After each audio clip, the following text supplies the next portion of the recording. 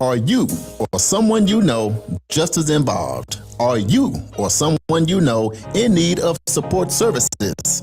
Don't worry. Fitting Back In got you covered. We offer life skill workshops, career development, job search, substance abuse counseling, and more.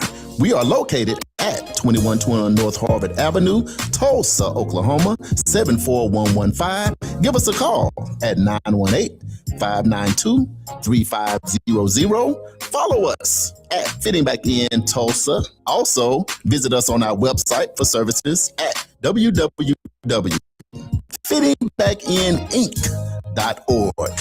Our services are available only in Tulsa County. EduRec is the place where education and recreation meets. At EduRec, we have a host of programs such as spring break camp, summer camp, and after school.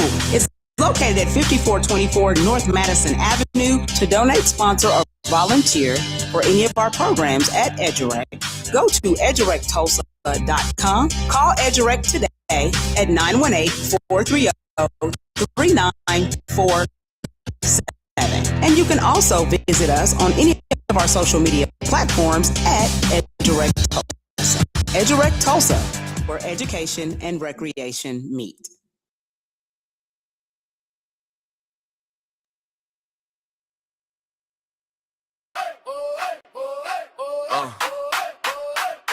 Alarm off. Cat alone. Turn this up.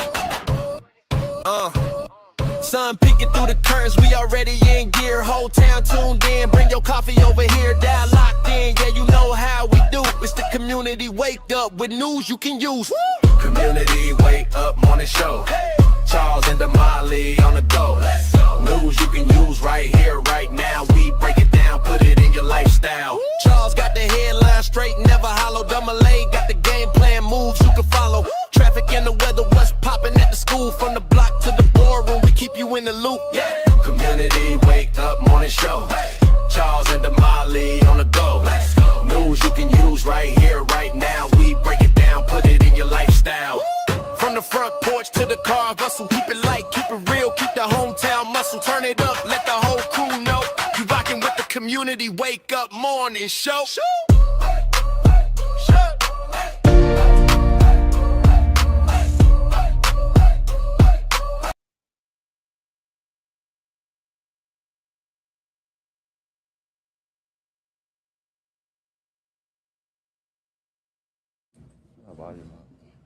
Good morning, and happy Monday. How are you guys doing? Welcome to the Community Wake Up Show with Charles and Damali. I am Miss Damali. And I am Uncle Charles. And we're here to deliver news you can use, culture and conversation that moves the community forward each and every morning. Hello, everybody. Hopefully you had a great weekend. Today, our theme is Bigger Vision. We will be providing listeners with valuable information about our theme and what it means community. And the goal is to inform, to empower, and to connect community every single day. That's right. Every single morning, we are trying to connect community.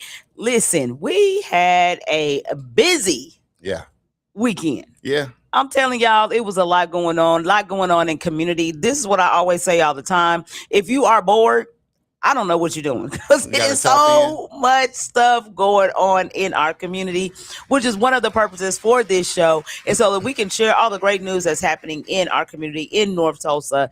And so one of the things is, of course, for me personally, I still had the birthday shenanigans going on at my house. Right. That's been going on since Thursday. Right. And I want to appreciate y'all for locking in on NYC.FM. You lock in also on KBOB 89.9 FM, where we get to tell our story our way. And we also on YouTube, the official World One Development News you can use. But you got the best seat in the house in Tulsa, Oklahoma, home of Black Wall Street, on the historic Greenwood. And that's right here at Grandma's Table, where we got all the good stuff going on today. You know why? Because all the aunties, all the uncles, all the cousins, Nana Boo. You don't have cousins till one of your cousins' name is Nana Boo. Damali, do you know anybody, any cousin, any friend, any classmate that they call Nanny Boo?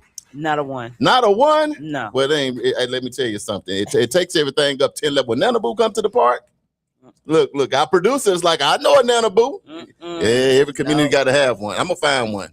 As a matter of fact, I'm just going to find somebody in the family and start calling that. Damali, how was your weekend? No, that's what I was saying. This weekend was still the continuation of the birthday party at my house. So we still had little people at the house. We still had camping in the backyard, so it was always a great time. It's always a great time when the kids come home and the grandkids come as well. Now it's a lot because I'm telling you, don't get no sleep. Right. I'll be tired, but it's all good though. You got to have those times and create those memories. So shout out and happy birthday once again to my middle daughter, Keisha. And I hope you enjoyed this weekend. But we also had the Tulsa Empowerment Network. Oh my God. Convening, we do a regular monthly convening because we are trying to move the needle forward. We're not just talking about things we can do in community. We are actually coming together and making things happen. We're actually networking with people within the community because one of the biggest problems that we have in our community is that we're working in silos. This person's over here doing that person's over here doing this, and we're not connecting with each other in order to have a broader reach and a bigger impact. So that's one of the primary goals of the Tulsa Empowerment Network is we want to make sure that people are connecting, that people who have gifts and talents, that they're sharing those gifts and talents with other organizations that complement them. And so we're able to, just reach more community and able to impact our community in a broader way. So we want to give a huge shout out to NARAB. They actually sponsored breakfast for us. We totally appreciate that. I mean, there were some hungry people in the house. So, it's always good to have breakfast and coffee. Right. Look, I'm gonna jump right into that. But you know what? I can't get beyond this tent celebration in the backyard. I can't just let that, because I know something went down. Because I know this was not just a one-day affair. I know at some point a storm came through, but I just want to ask, did any lizards get in the tent? Did any crickets? However, something happened that I want to know about. I have two grandsons. I know they are 3 and 1. And they in the wild. The other one's getting ready to be 2. Right. They did catch some frogs in the backyard. Let me ask you this. With them being so young, what did they feel like just seeing the tent village? Oh, it was party time. It was party time? It was time for it to go down. And of course, at my house, at Nana's house, then my grandkids have, like my grandsons have motorcycles, they have cars. Oh my God. The girls they just have all kinds of toys at my house. So they put all of that. Everything was outside and everything is outside. So at this point, everybody had a party. Everybody had a party. I can imagine being 3 or 5 or young, and I look in the backyard and see lights up and I see tents everywhere. Oh, yeah. And I can just get out here and go, wow. As soon as they hit that back door, those jokers was running. Right. They was just gone. So it was a good time. They had a really good time, and they are still having a good time. They still in the backyard. Wait a minute. See, they that's still don't want to go home. See, at this point, they live in there. At this point, they went back to their roots. At this point, they in Uganda. At this point, they're back in Africa. Because the only thing is when they get hot, they come in the house and all crash out in the house because they're like, okay, I'm hot. Yeah. But they said it's something about putting your feet in the soil, though. It's something about connecting with nature. Yeah. It's something about something, because it's so comfortable nowadays. You're in the house, the AC got to blow cold. And not just the AC ain't enough.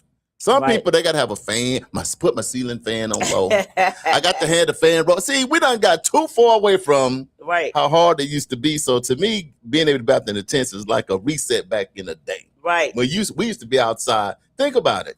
I don't know what has happened these days, but we used to be outside all day, almost all night, until the pole light came on. Yes. We wasn't inside. It's like we forget about the AC. Right. We gonna run fast enough we're gonna ride our bike when we get hot. See, we didn't have no AC when we was little, so when you got hot, you had to get on your bike and pedal real fast and let the air blow on you. Right. While you ride down the street and ride on the block. But anyway, Keisha, I just want to say happy birthday. I know this probably has to be one of your most special birthdays, because at this point it was a birthday party for everybody. Oh, absolutely. They had food out there too, so the grill is going. Yeah, we had food. Yeah. It's just, but see, my grandkids don't appreciate barbecue.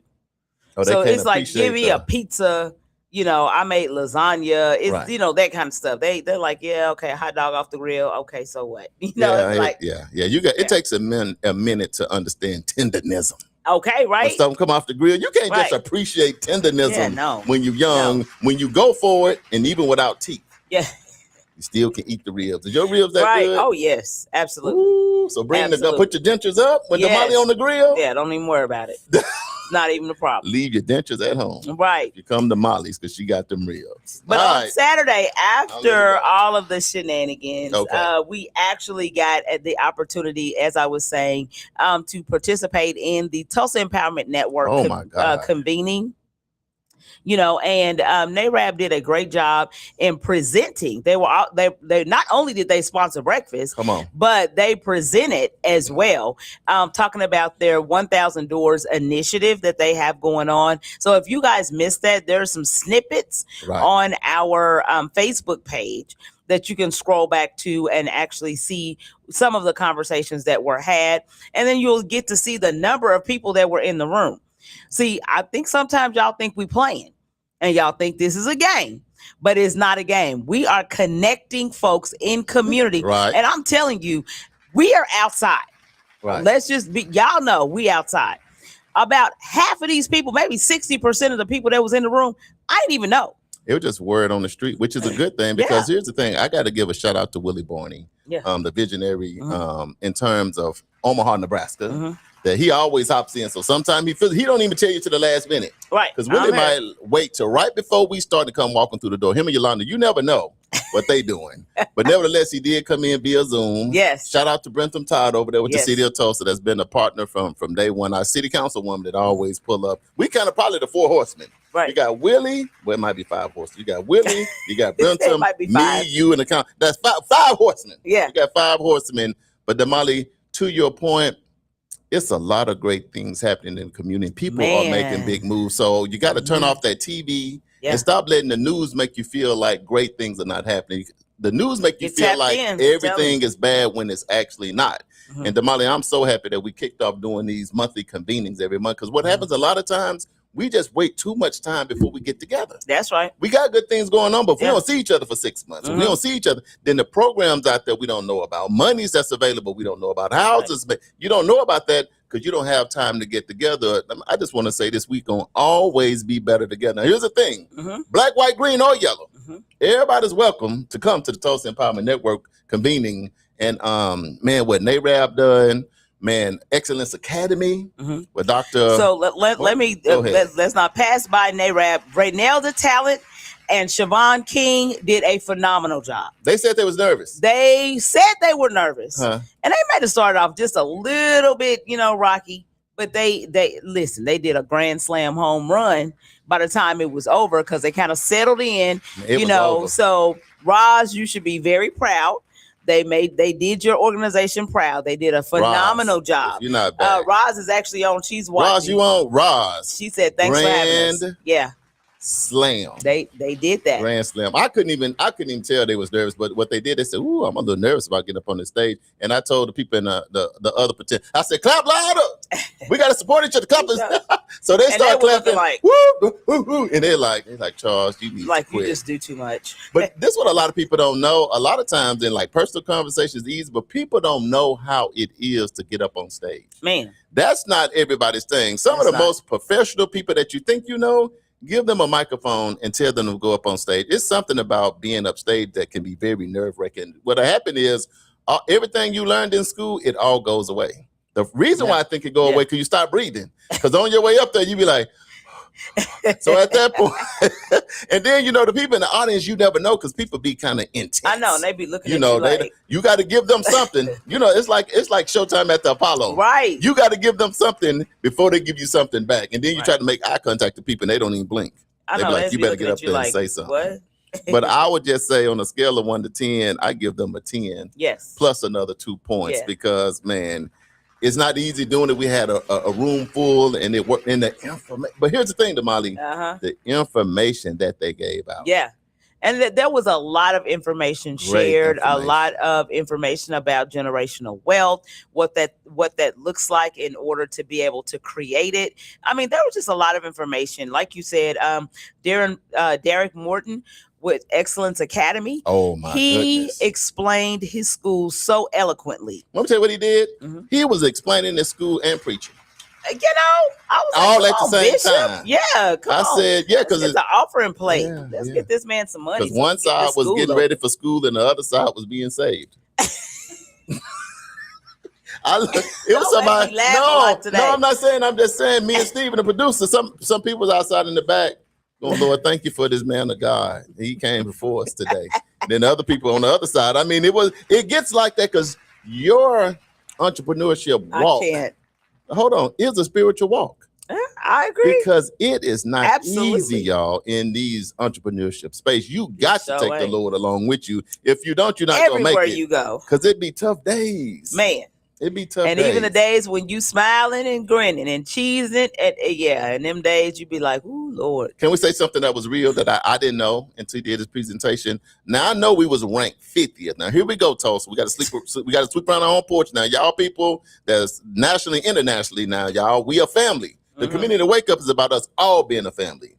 But when you found out we ranked 50th in the Bible Belt in education, that's dead last. Yep. Not just that. In North Tulsa, we dead last of the dead last. And that's the kind of real conversation we was having, because what it made me think about, Damali, was this. You graduated from college, right? Yeah. Did you graduate with honors? I did. I graduated from college. Yeah. And I graduated with honors. Right. I'm looking at all these doctors and all these HPs. I'm looking at all these people in the room. So my question is, Damali, who have we left behind? Yeah. How do we think about most of your peers graduated from college? Most of the people everybody in that room, Damali, what are we missing when we are at this level, but this generation behind us that's going to have to take care of us one day is at the bottom of the bottom? But I think it's this, though. I don't think that there's a problem with the system. I think that there's a problem with the people teaching the system. See, back in the day, we had teachers who understood our children and they were from the community. And so they taught our children instead of trying to pump them up with meds saying they ADHD and they this and they that and they did. They just learn different. Right. And when you learn different, you have to be taught different. Right. So if we have those teachers that catered to the way our children need to be taught, then you would see the numbers be different. And he talked about that. And I think the other thing is this: the way you test children in our communities, we don't have the same access. So you can't test children that go to Union on the same level and same spectrum as the kids that are in North Tulsa. It's different. And so, of course, they're going to, score way up here. And of course, we're going to be at the bottom. That doesn't mean that our kids are not smart. That doesn't mean that our kids, need to be on medication. That doesn't mean that they all need to be on IEPs. That doesn't mean that. What that means is we've got to find a way to educate our children so that they excel and that they are up here just like the rest of the other school districts around. And so that's what Excellence Academy is going to bring to the table. I'm really excited because I know Derek Morton personally. I know his daughter, and so I know this family very well. And I'm very excited because I know what his passion is. Right. His passion is not just pushing paper. His passion is really making sure that our children in our community are educated. Let's go here. Because sometimes it's not, because I just said we graduated with honors. But here's the beauty. Because I said we got to start telling the story. Can we go back for a minute? Okay. What issues did you have in school? Was you ever kicked out? Did you have to get a paddling? Were you ever doing something you shouldn't? Was it any where the teachers had to kind of get it together? Because now we got to go back to maybe some things that we did. Because people look and say, man, look at your degrees on the wall. But they don't know the story, though. They might not know Brother Charles got kicked out of kindergarten. They may not know Brother Charles got kicked out of first grade, second, third, fourth, fifth, sixth, seventh. They may not know Brother Charles failed the 8th grade. All they do, he got a degree now. But to your point, I was always getting kicked out of class because a lot of times I might have my stuff done in 5 or 10 minutes. So guess what I want to go do? I want to roam around the countryside. I want to help. I want to spread love to the teacher. I'm all over the place being distracted because I'm not learning in an environment that's conducive to how I am. Right. I want to joke. I want to create. I want to run. I don't want to sit down all day. Can I be honest? Yeah. I don't want, and I was happy when Derek Morton was saying that. Sitting down all day for 6 hours is tough. When you imagine your kids at home. Yeah. Imagine trying to get your kids to get be at home and sit down for 6 hours. Now, listen, they do now because they 38 and 37 and 28. That's different. They want to sit down. Yeah, so they want to sit down. But when they was kids, when you little, so you gotta find. So what changed, or what teachers? Well, here's the thing that changed for me. You had teachers that cared. You had seasoned teachers. So even though I got kicked out, they'll let me come back. But what if they kicked me out and said he can never come back? Right. You know what I mean? Right. But I think that we all learn differently, and we have to be put in a situation where that is understood. Because here's the thing, Damali. The reality is when you go back, we used to be against all this different adversity. And then when we test the highest. But guess what they did to the test? Y'all got to test again. There must be something wrong. Right. So you got to remember, there's always a little something being against us and us being great in the testing. So if you ask me, some of these tests are set up where y'all get these questions from? Yeah, exactly. Because this don't have nothing to do with what we see every day. Right. It has nothing to do with the way we exist every day. So the test is put together to maybe cater more to another group versus this group. They're not catered to every environment. Right. And so I totally agree with that. Totally agree. And so we've got to get educational systems in place for our kids, because obviously if we are dead last in the state of Oklahoma, North Tulsa is dead last. Come on now. Let me say this. Let me ask you this, because you went to Booker T. Name like 3 teachers that you know that's made a difference in your life. Let me ask the people on the live, because we're gonna come to the live in a minute, just to show the difference in education. If you're on the live, name your first 1 or 2 teachers when you was in school that you can instantly remember, that you instantly say, man, I'm here today because this teacher right here, boy, they helped me get it together. Name 3 teachers. Miss Erdner. You see how easy that is? Viola Patterson. Right. And Bobby Johnson. And what they do to impact you? Just taught me about life. Miss Erdner actually was my kindergarten teacher, and she was one of our non-melanated friends, but she lived in North Tulsa, and she taught in North Tulsa. My kindergarten teacher, and I still remember her. But she recognized that I was not disruptive. I was just, they weren't giving me enough work to challenge me. Right. You know, so it's like, what are these colors? I know all these colors because my mama taught me at home. You know, I know all the alphabet because my mama taught me at home. You know, I know all the numbers, but when I recognized that there were kids struggling, then I would be done with my work and I would try to go help the kids do their work. Right. And so, yes, that was disruptive to the class. But what she realized was Damali's not trying to be disruptive. Damali's trying to be helpful. Right. So once I got done with my class, then she had extra work for me to do. There you go. Let you be a little teacher assistant. I'm a teacher's assistant. Hey, you go do this and you go do it. Help the teacher. They would say, man, this kid got something different, so let me cater toward that. Yes. I would say for me, Miss Horn, man, I can always remember her because she would not let you say ain't, because she would say ain't is not a word. That my grandma would say that ain't a word. Yeah, and everybody that know, if they from the B-town, if anybody on everybody, and here's the thing too that was different. Miss Horn taught my mom. Oh, yeah. She taught my aunties. Yeah. She taught my uncles, my older cousins, me. She probably about to give it. So it's generational. So when I come in, she said, oh, yeah, I done seen a Harper before. Get on here and sit down somewhere. You see what I'm saying? So they already know your genetics and know how you operate. But I can tell you this, Damali, and it's the difference. I had her in like 8th and 9th grade. I learned enough English from her. I just went through, English is always easy for me because of Ms. Horn. Because I don't know if you know that. If you didn't get something right, you got to get on that board. And you got to write it over 400 times. I'm like, oh, kids don't know nothing about that. See, now you try to make the kids right, they might melt down. But you literally we don't want to hurt your feelings. We don't want to embarrass you. Get on that board. Ask you a question. You didn't get it right. Get up on that board. 20 times, right? 20 sentences. Yeah. And everybody's sitting back laughing at you. Yeah. But and then while you're on the board, they'll talk about you. See, that's an example of when you don't study. So when you go home at night, you're supposed to be studying your spelling words and doing this, that. But that worked. Here's my last thing, and then we're gonna go to the live and get some shout outs. And nothing against nobody. Can I say that first? I love everybody. I like to say that. But when I go to the schools now, when my kids was coming through, the teachers the same age as the kids. That's right. Now, I'm not saying nothing don't y'all come up here looking for me. You're 21, 22-year-olds. But it's tough, Damali, when you're a high schooler, you're in the 10th, 11th grade, and your teacher 21. Your teacher 22. Yeah.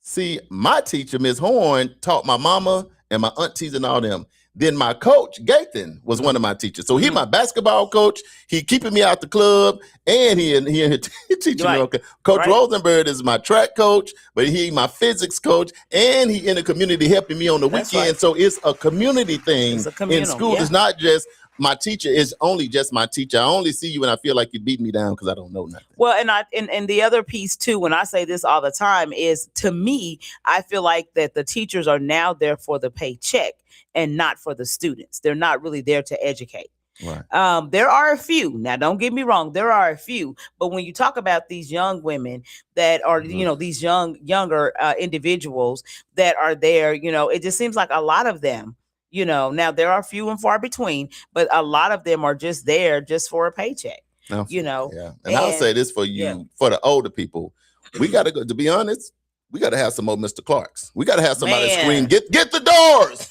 Get the doors. See, if y'all young, y'all don't even know what that means, but it's right. Was it Lean on Me? Right, Lean on Me. Man, it was a show. See, we got to go back. We need some Lean on Me. Yes. Type schools where these principals care so much. They don't put their life on the line. They gonna confront the gangsters. They gonna confront the system. They gonna chain the doors, unchain them. It was by any means necessary. Sometimes you got to get a Mr. Clark in there to make sure that you Livius Pennis, he was our principal, and he got the doors on me with that paddle with them holes in it. Hey, that was Chuck McGowan, baby. Chuck McGowan all day. See, it don't take us no time. Chuck McGowan. Oh. Yeah. See, when you ain't really got. See, I'm not saying you should spank the kids. Don't none of you kids melt down. I'm not saying that. I'm just telling you what I got, my experience. When you sitting and you got to hold the desk, and you see the paddle out of your peripheral, so that means it's way back there. Right, way I mean, this right here is finna shut the party down. Right. Did anybody ever hit you and they shut your kneecaps down? Yep. Said, you know what? At this point, I'm gonna go in my class and I'm gonna sit down. I'm gonna shut up. I ain't gonna say nothing else. Do you think they should bring paddling back, or they just shouldn't? At least a pinch, a thump, or something. Right. If you ain't gonna pinch, thump, you got to be redirect us. Not everybody, but us. Sitting in the corner. You know what? There are some schools that the parents that's part of the contract for your child to go. They don't there. call it a paddle. They call it the secret lover. They don't make me go get the secret lover. Right. You gotta throw it off. But I'm just saying what they say. Spread a rod, sport a child. What they say? Yeah, spread a rod. That means every now and then and again. Yeah. We don't want to start none controversy. Y'all need to speak to your kids and talk to them and connect with them on the spiritual level. But that's the spiritual level was that wood. Right. Another thing that we did over the weekend, because we didn't got way off track. We had one more presenter. Yes, that's what I was getting back to. Okay. We had one more presenter that was Brentum Todd, who is the mayor's deputy chief of staff. And he came in to share about T-Town Home Catalog. Right. We talked to you guys about that several weeks back when they actually presented the home catalog right here at the 36th Street North Event Center, and they had a whole event surrounding what those houses look like, which ones had been approved. I think there's like 18 or 20 of them, different floor plans, different sizes that fit on different lots. And so Brentum kind of did a presentation, a high level presentation of what those homes look like. Right. And where you can go and find them. So he did a phenomenal job with that. And he also did a brief recap of some of the other meetings. So we had a pretty good meeting, very well attended. Right. So thank you all who showed up to attend. I know some folks couldn't come because there was a lot going on. One of the other things that were going on in the city was the Birthright Living Legacy Park Crawl. Oh my God. We actually were able to go out to the park crawl. Shout out to Marquise Dennis. Yes. And we had a grand time, and his wife. Yeah. We had a grand time at Chandler Park.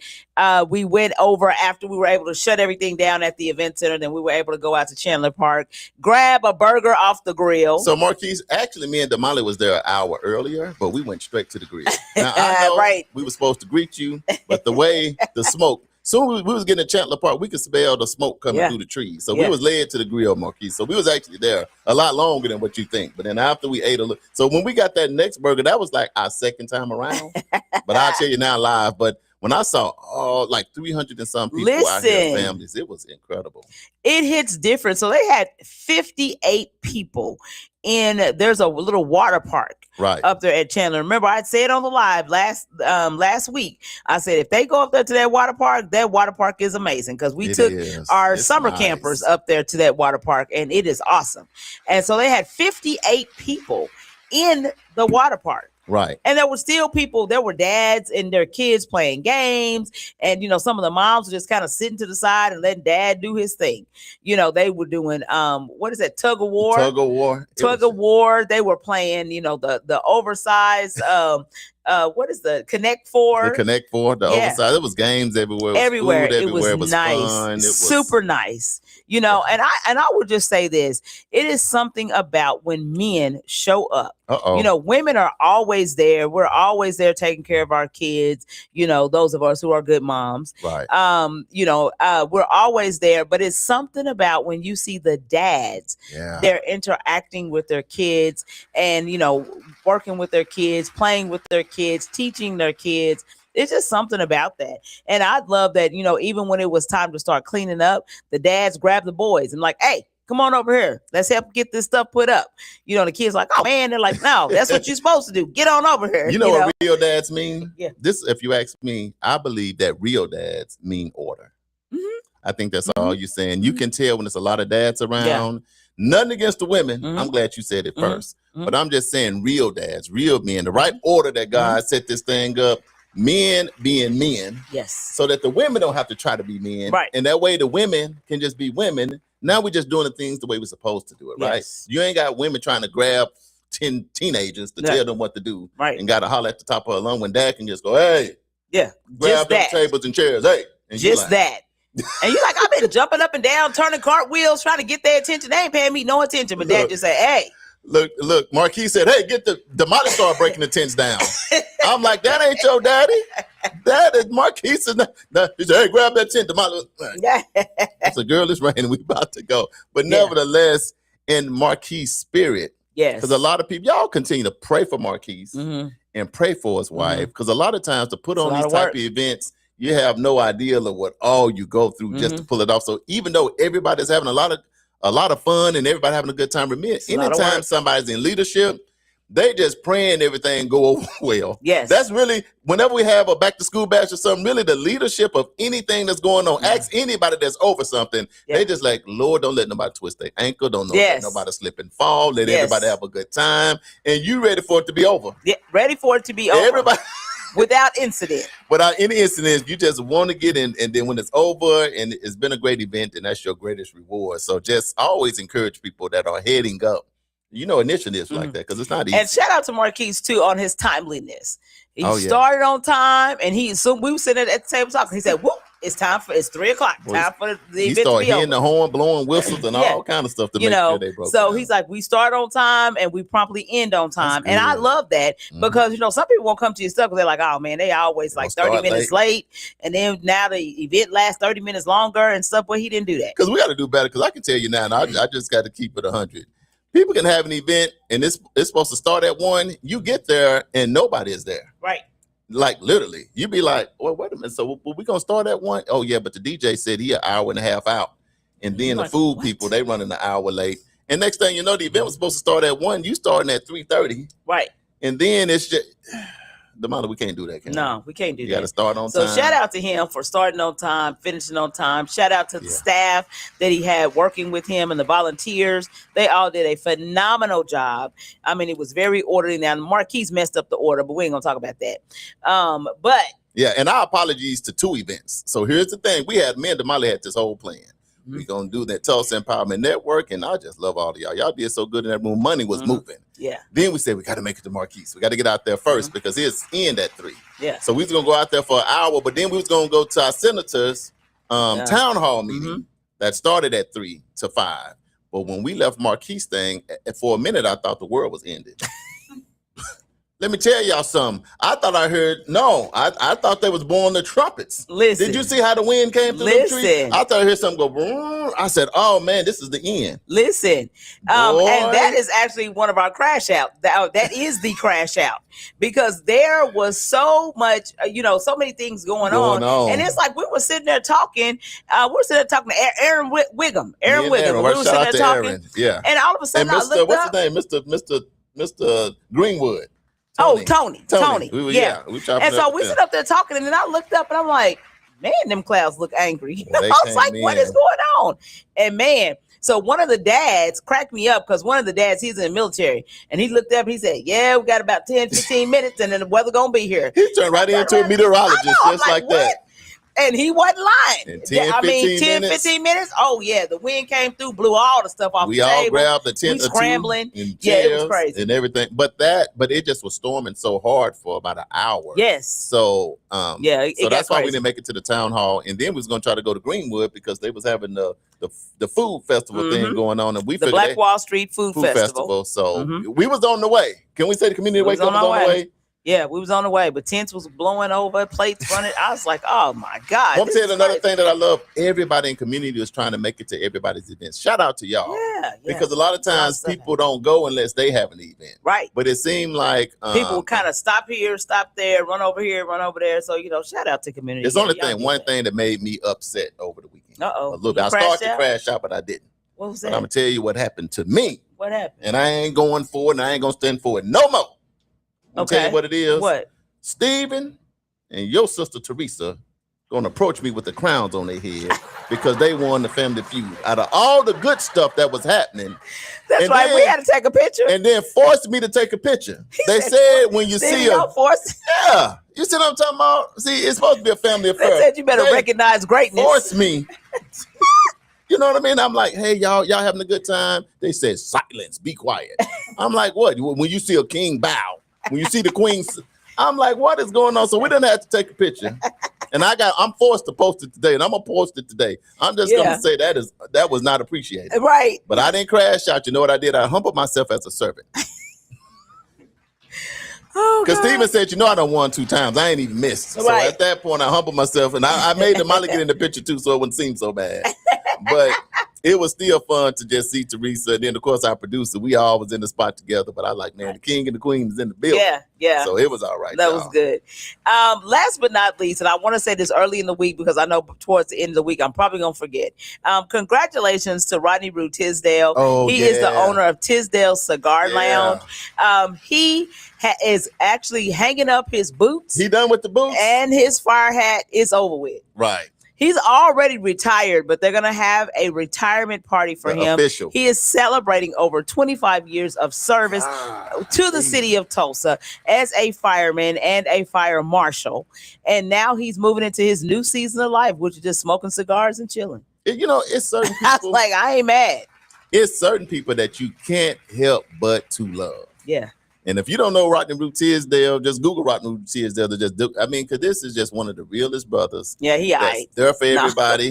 He's there for family. He's there for community. He want us to win. He want Tulsa to win. He want the world to win. And you can tell he carries that on his shoulders. And when stuff not going right, it just pisses him off. Like, can't we just all get along? Right. Can't we just make this happen? So when you put your life on the line, when you're a fireman and you're a police officer or something, your life on the line every day. You're running to the danger. You run into when we all running the other way. We all remember when 9/11 happened. When everybody was sprinting that way, then he's part of that crew that's running toward the danger, towards saving somebody in that. And the thing, what I love about him, you can go out to eat with him. Me and him, we was that right river, eating this probably like 3 years ago. Somebody got ready to fall before they could fall. Root caught their head with his hand.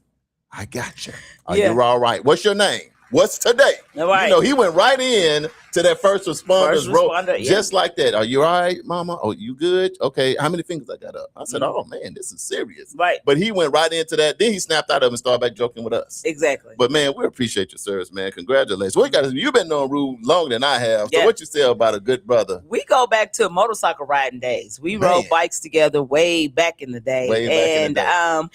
Always been a cool dude, a good brother, always trying to work and help people. And like you said, it does upset him greatly when people are doing crazy stuff and can't seem to get it together and get along. So, just a cool person, never had I know right now, if I call Rue and say, hey, I got a problem, he gonna be right there. He's swinging. With them long arms. With the long, and he gonna hit you from outside. It's like, who hit me?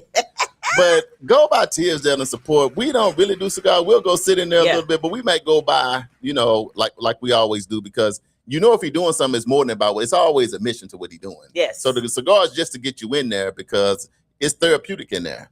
He have events where brothers come in and they talk about their mental health stuff, different stuff going on. He's you part started of talking everything. about cigars, and I looked at the live, and I'm like, "Are we smoking cigars on the live? You see the water?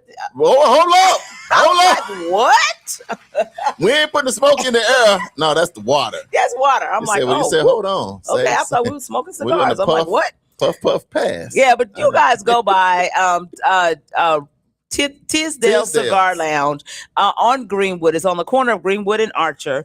They actually, upscale place. You can go in and watch the game. You can go in and just hang out there. You never know who you're going to see at Tisdale. And everybody's in. Never know. So just go by there, hang out, tell him thank you for your service because, over 25 years of service at the fire department, that is a lot. Man, that's a lot of years. 25 years into your community. Yeah. If you can find a gift, we're going to figure out what he like. We might post it, send him in a Cash App, do something. We got to find a way. Yeah. I don't have to know you personally, but if I know you've been a fireman and a fire marshal and everything in my community, looking out for me while I'm asleep at night, you making sure things are good, then I can show you some love. So the community Wake Up going to find a way to show the brother some love. Yeah, absolutely. So his retirement party is going to be on this Saturday, the 25th at the 36th Street North Event Center. I believe that they are doing, invite only. However, you are welcome to Cash App him or, do something, send something over to Tisdale's, to support him and show him that we care about all of his years of service to our community. Absolutely. So I guess it is now 39 past the hour, 88 degrees. Opening. We did a lot of stuff this weekend, even though it's a lot, but it wasn't a lot. Kind of, sort of. And at the same time, like you said, it was hot this weekend. So let me tell y'all something, community.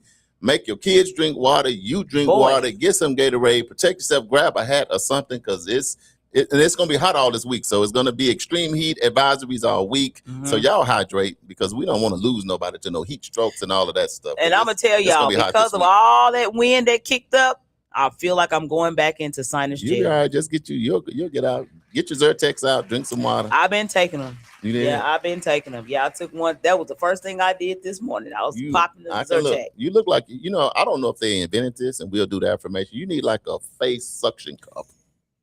Because you just, like they need to suck everything out. Just a cup that covers your whole face and just like a plunger. Like, that mask that the Predator wears. Right, and just snatch ear, nose, and throat. Ain't it all connected? Man, it's all connected. Yeah, it's all connected. Yeah, they got to get it all. Yeah, it's crazy. We're gonna but get all that dust that was kicked up. Yeah, we're gonna go to the live, or we're gonna do the affirmation, take a break, and then come back to the live. Let's do affirmation, take a break to bring everything down because we know we hyped up. We know y'all hyped up. We're gonna come to the live. We're gonna give everybody a shout out. If you got something going on, get ready to let us know because we're gonna let the community know. But it's been so much going on. Let's just get ourselves centered and situated because we're gonna be talking about bigger vision. Yes, which is our today's theme, and nothing like bigger vision. Let's go. All right, so we're going to breathe in and breathe out. Breathe in and breathe out. So today's affirmation says this: I expand my vision beyond limits and think bigger. Okay, so this affirmation is about refusing to let fear, doubt, or past experiences define what's possible. It encourages you to see opportunities instead of obstacles and to believe that God has placed within you the ability to accomplish more than you may currently imagine. So let's break this down. The first piece says, I expand my vision. This means I intentionally broaden the way I see my future. I don't limit my dreams to what I've experienced or what others expect of me. The next piece says beyond limits. This means I refuse to be confined by fear, lack of resources, setbacks, or other people's opinions. I believe there are greater possibilities ahead.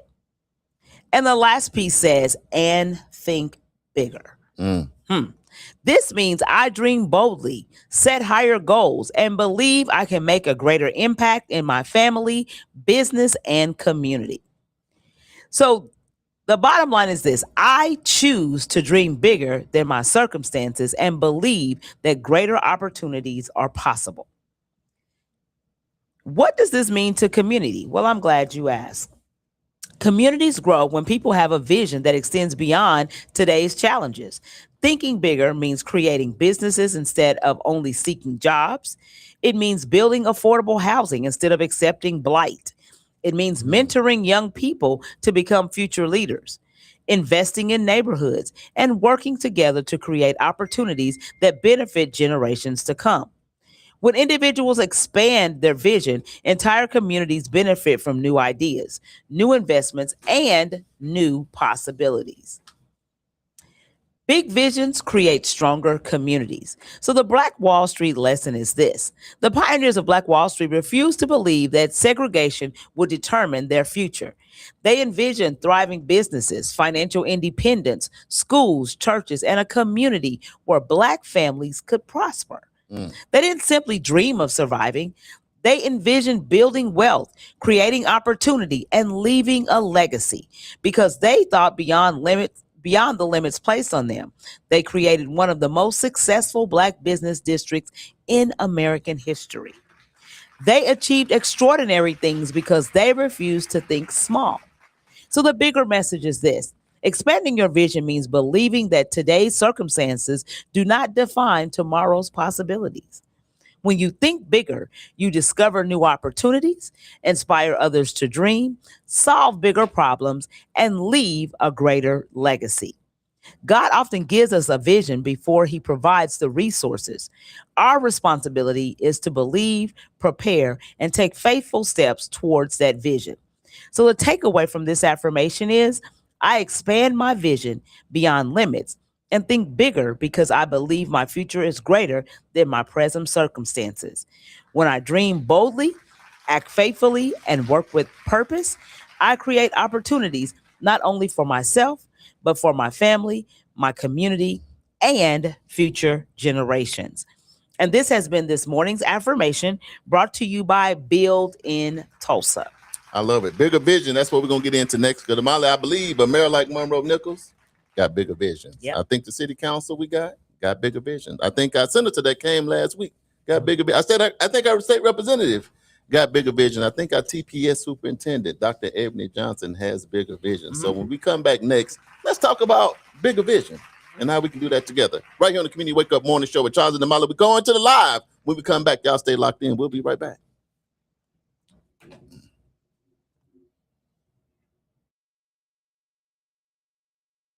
The 36th Street North Event Center is proud to kick off another great season of social gatherings with family and friends. And no matter what the size of your next event, the 36th Street North Event Center has you covered. From event decor to live DJs, even catering, and a world-class sound and lighting system, 36th Street North has your event covered. We offer a state-of-the-art event booking and planning process from start to finish. And whether you're hosting 100 or 1,000, 36th Street North Event Center is the premier event center of North Tulsa, located at 1125 East 36th Street North. Share the experience at 36th Street North Event Center and see why we are the #1 choice for upscale events. From weddings to birthdays, corporate functions, holiday parties, and so much more. Visit us today at 36theventcenter.com or call and reserve your spot at 918-200-9046.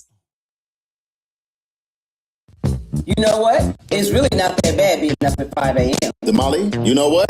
You're absolutely right. The only thing better is we on 5 days a week. 7 a.m. to 9 a.m. It's the Community Wake Up, our brand new morning show. Right here on NYCU.FM. And simulcast on KBOB 89.9 FM. We got your Black History Trivia. We got your medical report. Don't forget the police report. Your local, national, and international news. Always the latest on upcoming events. The Divine Nine and the HBCU check-ins. And most importantly, we can't do it without you. And make sure you join us each and every day. It's the Community Wake Up with Charles and Damali.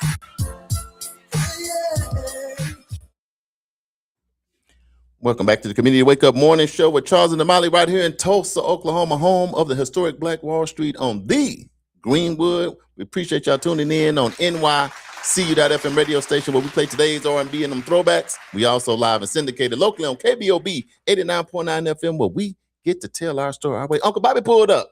Oh, he sure did. At the Tulsa Empowerment Network, hung out for a little bit. Uncle Bobby, we appreciate that. Make sure you check out Uncle Bobby and the Juice Radio Show that we have here, which is a youth program. We allow youth to come into the radio space. Go visit Uncle Bobby at 1216 North Lansing Avenue, Suite D. Go see Uncle Bobby who? E. Uncle Bobby E. We also on YouTube, the official Whirlwind Development news that you can use. Some of the commercials, I think, with the music, they dragging a little bit, so we may not do as many commercials today. So y'all be live with us. Just a little bit more. Damali, it was a packed weekend. We had a long opening segment, but nevertheless, it is Bounce Back Monday. Yes. How you feel like you're bouncing back? Yeah, I think I'm doing okay other than the whole sinus thing that I'm feeling coming on. Did you know this? Did you know that the most depressing day of the week is Monday? Did you know that? Oh, well, I ain't surprised. Look it up. But you know why? You know what it means, though? Which is, I don't think it's a good thing. Mm-hmm. That means folk don't want to go to work. Don't nobody, after the weekend of relaxation and hanging out with family, it means nobody is excited to go back to work. I'd be excited to come back and see y'all. Mm-hmm. But what it's saying of Monday is the most. So some of y'all employers out there, I don't know if y'all need to have some giveaways. I don't know if y'all need to be nicer. I don't know if you need to just maybe buy everybody lunch. But as a society, we need to find a way to do better because we don't need the worst mental health day to be coming back to see you. And you don't been with you for 10, 15, 20 years, and you don't care. Right. Because my worst day is when I have to come back and see you at work. So I don't want Monday to be like the most mentally draining day of the week. It shouldn't be that. That's why I call it. Now, I just have to bounce back from the weekend because you're back up early. You got stuff going on, and you back in the race. Mm-hmm. But other than that, I'm pretty good. What about you? Yeah. Other than that, I'm pretty good as well. So yeah, Monday is kind of tough. It is kind of tough for a lot of people, but that's all right. We're gonna pray our way through. Well, let's go to the live. Bigger vision. Bigger vision is what we're talking about today. So anytime it's a bigger vision, it's more than just about yourself. So let's do some quick shout outs to see who we got on the live. All right, so Teresa's on. She says, Grand Rising community, family, and friends. What's going on, sis? Mom is watching, of course. Richie says, good morning, everyone. Hey. We saw Richie. Uncle Brian is watching. Uncle Brian, welcome back. Cousin Pearlie says, good morning, family. What's going on down there in the town? Teresa said, the sun is different. I can't breathe in this heat. I know. That's what I'm saying.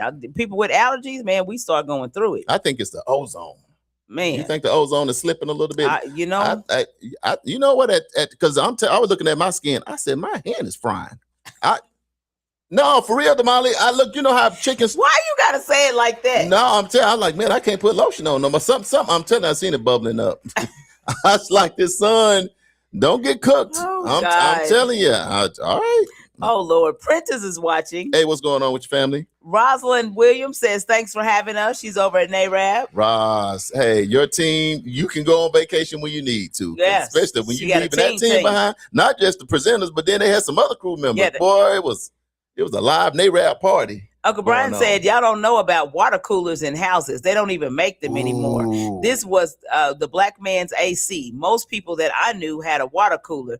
If you have AC, you were rich back in the day. Hold on. So I can't just go past the water cooler. I don't even understand what's going on.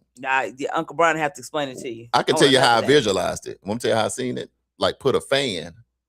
You know, the water coolers back in the day was like made out of metal or steel, so the whole thing is cold. Yeah. So when he was saying that, I was thinking you put a fan behind the water cooler and blow the cold air. But that's probably not even what he's talking about. But a water probably cooler? not. I don't know. That was before my time. Nah. Let me see. Rosalind said Ray and Siobhan are my girls. Oh. Teresa said, I know about water coolers. They were the bomb. Straight chill mode. Who said that? Teresa. Teresa's in country. I know. She ain't in the country. Teresa been here before. I mean, Teresa know too much stuff. Right. I be talking to Teresa. I said, when the massacre happened, but so when it really started, when it first started happening, so I'm like, well, you here?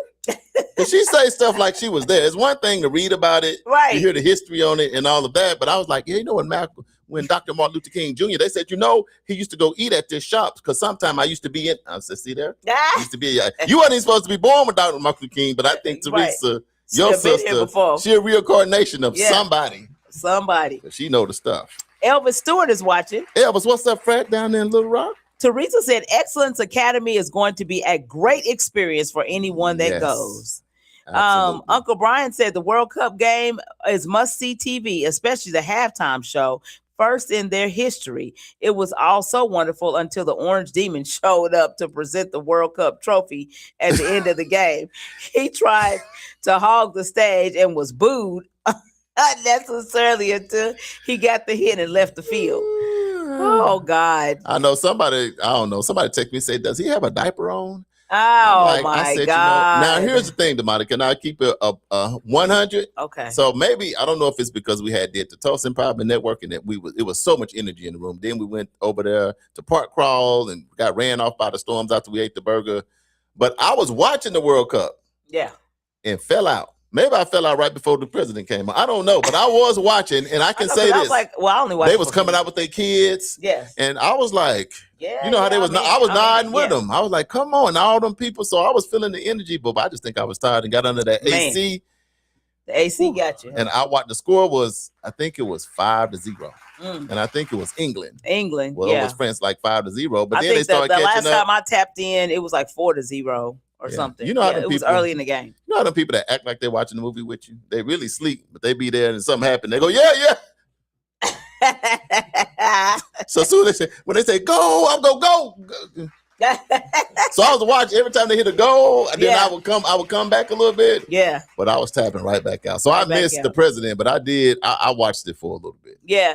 Nico Shepherd is watching. Nico, love you, sis. Thanks for tuning in. Teresa says 50th, we got more cannabis shops and liquor stores making you money. Education system is broken. Also, we need better schools and educators that are passionate about students, not just to get a check. You know, that's the same thing I was saying. My issue that it was only like 12, 13 years ago, we was ranked like 17th. Yeah. That was so. How do we slide all the way down in our church? I think here's the reality, Damali. It's the accountability of leadership. That's true. If we were like ranked 15th or 17th just a few years ago, and now we last, what we got to do is go back to who was in office, who was doing what, and what were they doing? Whose watch was it? Who was? I know Uncle Brian gonna go research it. You know that. Whose Uncle watch was it? How did we go from 15 and 17 in the country, just in a period of like 12 or 13 years, we last. Very last. So we got to figure out who was in what position. Yeah. And what the heck was they really doing, Damali? Apparently nothing. Yeah. Nico Shepherd said, and the teachers and the administrators were part of the community. Absolutely. Nico, you are absolutely correct. Yeah.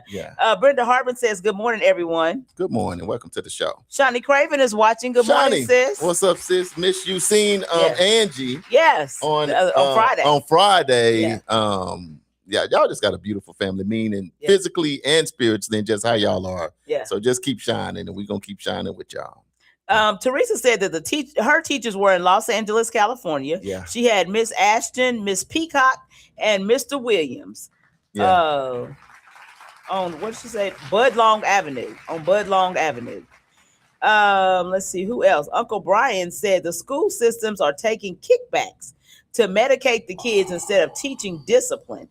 Very few kids really had mental issues that needed meds. Not every kid who may be a little more rambunctious than normal, they automatically put them on meds. Cookie, which is my Aunt Billy, fought against all that when she was teaching Head Start. It was a daily struggle. See, as soon as he said kickbacks, I said, I'm going to leave it alone. Because you know the kickback coming. It's already bad. So since I don't know, you know what I mean? Yeah. But it makes sense. Yes. Because it makes sense anyway. Because if it make money, this one thing all of our grandparents always tell us, no matter what's happening, just always follow the what? Follow the money. Always follow the money. So you think money and medication became more important than actually trying to educate the kids? Probably. That's sad, Damali. Because I didn't remember. It seemed like every kid in North Tulsa at this point is on an IEP or has some kind of behavioral issue. Right. And I'm like, no, they don't. Right. You know, so yeah, it's crazy. So to me, it seems like a numbers game. My son, he probably listening because he be listening on his way to work. Because you know when my son come, he was in Arkansas first, and then I went and got him because if I talk about me and my family, we talk and we laugh. I can say it in a way that it's still real but makes sense. Right. But when I went and picked up my son, he was 4. He got kicked out of every school in Arkansas. I'm like, you is repeating the Harper tradition. So I already said I got kicked out. Right. I go get Khalil. He can't go to no school. He can't go to, and I'm like, what is going on? So I get his little report thing, whatever he got. And so I'm just going to show you. I'm just me around my own house. Right. So I'm reading. He's sitting over there in the chair and I'm reading. Well, Khalil can't sit still because, he has energy. He's a Kung Fu person. I look over at Khalil going, yeah. He doing the Karate Kid. I'm like, I'm watching. I just ain't saying that. And Kia also, when he do that, he gets very, very strong and do push-ups. And I'm just reading what the person say. I look out the corner, he over there. And then he doing the sliding push-ups. You push up and I said, whatever. I keep reading. Now, but here's the thing. Everything I'm reading that they say he doing it, he doing it when I read it, he started doing it. Right. And I said, okay. I think I was at his mama's house. I said, okay, let's go to the house. I said, we're going to see if you got ADD, all the AD. I said A, B, C, D, E, F, G. I'm going to see if you got anything in the alphabet. Right. As soon as I got to the house, I said, get over in that chair and sit down. He forgot about all that stuff he was doing. He went right over there and sat down. And I said, if you move, if you percolate, if you do a push-up, if you flip, if you turn into the karate, if you do anything, you got a problem. Right. Guess what? Got Khalil back in school in August out of all that stuff he said. And he had a lot of obstacles to overcome. I'm just saying. I'm just saying this because I like what Derek Morton was saying. Had him do that. So in August, the teacher is saying Khalil is not going to make it out of kindergarten. It's impossible. Right. I said, okay. By Christmas time, they were sending us letters. Guess what? What? Asking if he could be in the gifted and talented class. See that? It's how you teach your kids. And another thing. And accountability. Teaching, and Derek said it better, it starts where? At home. It starts at home sometime. Babe, some of y'all know y'all kids bad. You can't control them at home. Right. Now, if that's what's going on, now, Damali, now that's on you. If you letting your kids just go crazy at home, and then you send them to the school, now they can't teach them because they just dealing with all the behavior problems. Yeah. But there's another thing. And then when you know that they're bad at home and they don't listen to you, and then they get to the school, they're just going to do more of the same because they don't know them people. So they're going to be disrespectful. They're going to be if you don't listen to your mom and your daddy. Right. They're going to be tyrants at the school. And then you go up there and want to talk crazy to the school administrators and talk crazy to the teachers. And it's like, girl, now you know your kid is bad. Because here's the remedy. I wouldn't have got kicked out of school all those times if all they had to do is say one thing, but they forgot. All they had to say is, do you want us to call your mama? Listen. Do you want me to call Sally? If they'd have said that, my butt would have started getting warm when they said it. Because my mama would put them 3 switches together and get me together. Right. So because I understood that, when Khalil went to school, then I would always tell his teachers, guess what I would tell them? If he started clowning, listen, all you need to ask him is, Khalil, do you want me to call your daddy? And trust me, he gonna park his car. And so anytime I had to come to, because every now and then they'll call me, I got to come up to the school. So soon as I get there, what you think the first thing I asked the principal or the teacher? Did you ask him? Yeah. Did you? What? No, I forgot to do that. Well, that's why I'm here now. I'm off from work, not getting paid. Yeah, exactly. Because sometimes you got to have a relationship between the parents and the teacher to have an understanding of what kind of kid we dealing with so that you know what to do, because that's where the learning starts at home. Because if you was getting in trouble, the one thing you didn't want them to do was what? Call my mama. Do not call. And listen, this is what I used to tell my kids. See, we all say the same thing. If I have to take off of my job, get in my car in downtown traffic to drive out to this school, you gonna get it. Oh my God. Oh, my kids knew. Don't call. See, it ain't the same. See, back in the 80s and the 90s, this is what y'all don't understand. If the entire school at lunchtime looked outside, and if we seen mama in a gown with a bonnet on, with her house shoes, the principal was scared. Right. The teachers were scared, and everybody was frightened. Because we knew when she was coming and she was walking fast, that all of us could potentially die that day. Right. Because she didn't get a chance to get her rollers out the head. Everybody knew it was a problem. It was a problem. And if daddy had to come, we would all maybe bail out and run and leave the school. If daddy had to come, but like Nico said, we got to get back to where it's about community. Our teachers and the people around, you can't just teach the kid and be with them for a few hours, and they don't see you no more when it's on vacation. Well, and this is the thing. I was so some of my teachers were my mother's teachers. Ooh. So what they would tell me is, "Oh yeah, I know your mama. I know your mama. She was in my class. She was my student." And then my mama would say, "Oh, well, go on ahead and just, if she show out, just go on ahead and take care of her. And then y'all just call me and I'll get her when she get home." Yeah, I'm not saying you need to do it, but I can tell you right now, if I got a pal in that school, I'm like, I get a double what? Yeah, a double punishment? Oh no! I would be at school. Can you please give me 3 more licks? Just please. Yes, I was like, don't call my mama. Please don't call her. At least at school, I didn't have to do the running man.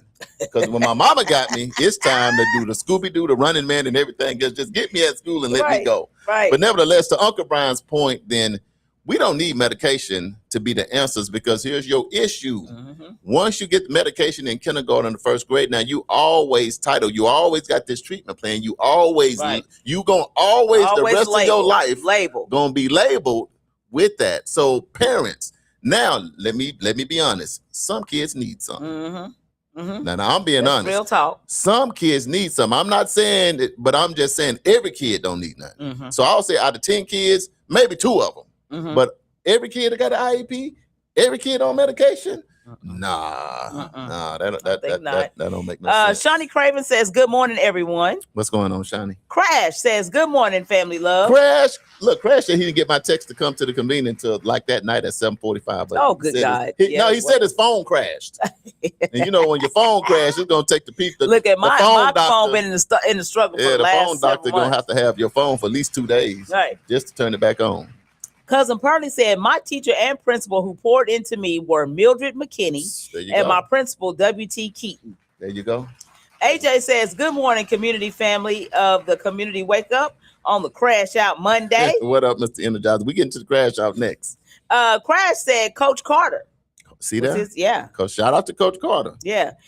Teresa said, now high school in DPU, I had teachers that I knew both sides of my grandparents. They taught my mom, uncles, aunts, and cousins. So see, when you got that legacy, see that's the kind of the worst thing when you had a legacy, because they be like, "Hey, I know your grandma, your great grandma," they start running and you like, "Golly." You ain't learning. If your teacher ain't got that long ruler. Now.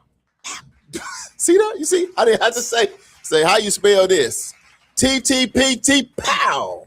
That ain't right. Start over. Start from the top. You be like some musical chairs. Yeah. But guess what? Now you can spell. Mm-hmm. Now you can read. Now you can write. Now you can operate in this world. Yep. You know what I mean? But anyway, well, your knuckles, do you have knuckleitis like me? Knuckles right. Look, you be sitting in class doing that. Like, put that hand back out here. You can go in this. Exactly. Crash said, "Mr. Bell at Deborah Brown, new concept prep. He has a paddle with the holes in it." Mr. Bell ain't playing no game. That's what I'm saying. I told y'all some schools, and now I done seen them kids over at Deborah Brown. Remember they came in here and did a program? See, now that makes sense, because Mr. Bell got that paddle with the holes in it. Right. So them jokers walked in here, and they walked in here like a little army. They went right to their spots. They sat there and they did what they were supposed to do. And when it was time for them to do their Black History program, they did very, very well. And then they got lined up and went right back on the bus in an orderly fashion. Yeah, I got to shout out. Now I understand why. Now I got to shout out Khalil teacher. He remembers this teacher, and I remember her name was Miss Bibbs. Mm-hmm. Bibbs. Hopefully I spelled that right. But she was like the best teacher he could have had when he first came. She the one took him, even though she said, "Charles, here's the job we doing." Mm-hmm. But then she really praised them on the way. But they was have such a standoff. Like when they would see each other, Damali, they be staring at each other. Mm-hmm. I'm like, "What's going on?" She like, "Khalil, you gonna do what I tell you to do today?" He's like, "No, I ain't." "Yes, you are." Because them kids, when people get to make eye contact with you, who winning? Right. Who gonna blink first? Right. And I'm like, "Man, Khalil, you running in here, you wear a $1.05, but they be. Man, Khalil, I'm not playing with you today. Not today. Hey, not you gotta today. have a teacher that's gonna challenge you. It. They gotta call you on your stuff. This is what Uncle Brian says. There are no carryover of teachers anymore, like we had back in the day. Most teachers we grew up with, they taught 4 or 5 generations. Now some barely teach 1 or 2 generations. You got a great point there, Uncle Look, Brian. I used to go with my youngest daughter, Matt. If I went with her to school, so as soon as I see the teacher, I can't even find a teacher in the classroom. Mm-hmm. I ain't gonna see. It's been so long, maybe I can get by. But when she started talking and saying, "Man, something," I would be in my mind, I'd be like, "Shh, you ain't learning nothing." Have you ever had to teach with your kid and you be saying to yourself, you be like, man, wait a minute, what is this? Yes. Okay, y'all, we gonna do what we can. We teaching at home. Teresa says Marquise Dennis sounds like a great event. Congratulations. Absolutely. It was amazing. Uncle Brian says, preach, Damali. I'm proud to see men working in the community trying to push change without drama. Right. You know, I'm telling y'all, that event was amazing. Right now, the talent is on. Hey, hey sis, great job on Saturday. Right now, once she warmed up, she showed out. Yeah. Because Ray did that. She went from like, okay, I'm rolling to she started creating order in the whole entire event. Like, y'all sit down over here, then y'all do this. Okay, what's your question? Because she had everybody's attention when she said, I bought my first house. Yes. At 20 years old. Uh-huh. When somebody said they bought their first house at 20, and then she said I was in a struggle too. Yeah. We was like, whoa, okay, let's pay attention. Pay attention. Okay. Teresa says the town hall was good and great information. Good job, Teresa. So Teresa was over there with our Senator Regina Goodwin. Christopher Cloud Morphus said good morning. Christopher Cloud Morphus, welcome to the show. Uncle Brian says I got caught in the storm coming from the airport Saturday. Man. It was pretty bad for a minute. Yeah. We were stuck up on that hill up there. I drove on back, but we was trying to get to the town hall, but it was like 3 because they're gonna go to the town hall for an hour, then we go get something to eat at the festival. But we didn't, man. When them storms came, man, we had to run for shelter. Man, it was crazy there for a second. I even called the kids and said, "Hey, the storm is coming. Y'all get them tents down, lower them tents, because we don't want to have no casualties of war. None." Yeah, it was tough. Teresa said, "Don't do us, Charles. Charles is automatic with that camera." That camera's coming out, the right? King and the Queen. Hey. Siobhan King said, good morning, y'all. Siobhan? Another presenter. Yes, did absolutely. A phenomenal job. My cousin Jube is watching. What's up, cuzzo? Yes. Uncle Brian said, I've got my crown on order just to wear it proudly when I win. Right. Okay. I see what you're doing over there. Teresa says, happy retirement, Little Barry White. That's exactly who we are. That's him, a Little Barry White. The smaller version of him. Yes. Christopher Cloud says, birthright living legacy was there not long ago. Okay. Yeah. Let's see. AJ said, I raised my uncle's son who they had him on medication because they said he was diagnosed with hypertension disorder. Yeah. When I and my wife received him, I spent the summer bringing his reading skills up to a 4th grade level, and he was a 3rd grader. I put this child in every sport that was available at his school. You got a hyper? And out of school. Due to all of the sports he was in, he became calm, focused, grades went up, and they took him off the medication, and he became a leader in the 2nd. That's what I'm talking about, AJ. Yeah. That's what I'm talking about. Mentorship, leaders, family members, the village showing up. Yeah. That's good, AJ. Uncle Brian says, I have a cousin who was a paramedic back in the day and was in D.C. and worked at the Pentagon on 9/11, helping save victims of that tragedy. Man, that's awesome. Man, I would have hated to be there. That's awesome. Because that was awful, but, thank them for their service. Let's see. Christopher says, Wednesday, 6:30 to 8 o'clock p.m., Educare for the Fatherhood Meet. I like that. Again, that's Thursday, 6:30 to 8 o'clock p.m., Birthright, 3939 South Harvard Avenue. So that'll be good. Uncle Brian says, Charles, they do have a machine that cleans your sinuses and helps with sinus problems. It's called a what? Navage? Navage. I think I seen that. Yeah, I don't know what that is. But I think you got to stick the thing. No, I ain't sticking Hold nothing on. nowhere. Relax. Relax, because I'm going to like this. No, hold on. Listen. No. Just listen. What? Let's listen. What? I think it like go in your mouth through your throat. Not your throat, your throat. And it shoot it. They shoot like the water, but they got to run it through and on the other side. Are you ready for that? That's okay. I'm good. You rather stay stopped up? I'd rather stay stopped up. No, I ain't doing none of that. I've seen it. I don't know what you talking about. Yeah, I don't know. Yeah. Uncle Brian says powerful affirmation, well said words. Christopher says got bigger visions.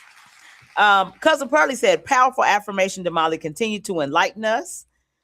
John Prince says greatness. What's up, brother? What's up, John? Uncle Brian said, people be aware huge electric bills are coming. Got my first one of the summer and it's horrible. May have to pitch a tent and sleep in my car to afford to stay cool. That's crazy. Teresa says, oh no, let me start praying now. Yeah, I got my electric bill. I got ours from Edurect for the summer. I put it in the shredder. I said, I ain't going for this. I'm acting like I didn't get it. Right. They're going to have to send it to me again. I'm just going to be like, I mean, I see. You know they will cut you off, right? No, they better not. They better not. All I seen was a 2. Yeah. Because I knew it was. With a whole bunch of numbers. Yeah, so I straight to the shredder. You know how you get your mail? This is how you know you don't want to look at your bill. You be looking at it through the side of the thing. Right. Like, what is Put it up to the light because you don't even want to face it. You don't even open it. You be like, let me see. That's what I was doing. I seen the 2. I just put it in the shredder. I didn't get it. Marquise Dennis said, not the ozone. Absolutely. Marquise, we were giving you your props earlier. I don't know if you heard, but that was a phenomenal event that you had. Yeah, that was amazing. Christopher says, Marquise Dennis, good morning. And he says, swamp cooler with dry ice. Now, see, you done scared me right there. Swamp cooler. Yeah. I hope that's the name of a brand. Yeah. You know, because that just sounds dirty. Swamp cooler? Yeah. That just sounds dirty. I'm like, no. Marquise said, I know about a water cooler as well. Mama said, no, Charles, not a water cooler. So whatever you said, the answer to it was That's not what Uncle Brian, didn't he say water cooler? AC? Yeah, but apparently what you was describing, that's not it. I mean, Mama said no. He gave no description. So when he said, I'm thinking a water cooler get cold, put a fan behind it in the window. Mama said, no, that ain't it. That's not it. That's okay, not well, it. somebody break it down. Christopher said that rain. Man, that rain was crazy. The beauty of the rain, it went from 97 degrees to 76 in like 5 minutes. Sure so that's the one good thing about that rain coming. It dropped that temperature really, and it stayed kind of cool the rest of the evening. So it did, yeah. I accepted it was that nice. part of Yeah, it. it was nice after it went away. AJ said we felt like we were rich because we were the only ones who had a water cooler within 20 miles, and we were black too. What is the water cooler? Producer, Google it. Ain't nobody gonna tell me what the water cooler is. Because in my mind, a water cooler is a cooler with some water in it with some ice in it. But y'all saying a water cooler is an AC unit. I'm not saying anything. Do you know? I wasn't around. You don't know about the water cooler? No, that was before your Uncle Brian had it. You supposed to know. Your mama had it. No, that was before I was born. Probably, I'm sure she was probably in Greenwood doing something. Yeah, I didn't. So that's what your mama had when she was little. That's before your time. So the water cooler was before your time. Hey, before my time. The producer gonna pull up. Y'all don't want to tell us what a water cooler, because you never know. Nowadays we might have to go back to the water cooler. Uncle Brian said there's a haze. That's what it is. Uncle Brian said there's a haze in the sky right now because Canada, and the smoke is making its way all the way down here to us. Wow. And that's why most people are suffering with sinus problems. So that stuff is Uncle just, Brian. I'm like, what is happening? So that stuff is blowing inland. Yes. It's kind of like when it's a hurricane, right? And then the dust. That's why I'm in a struggle. No, put a mask on. Well, not on here, because then people gonna think you.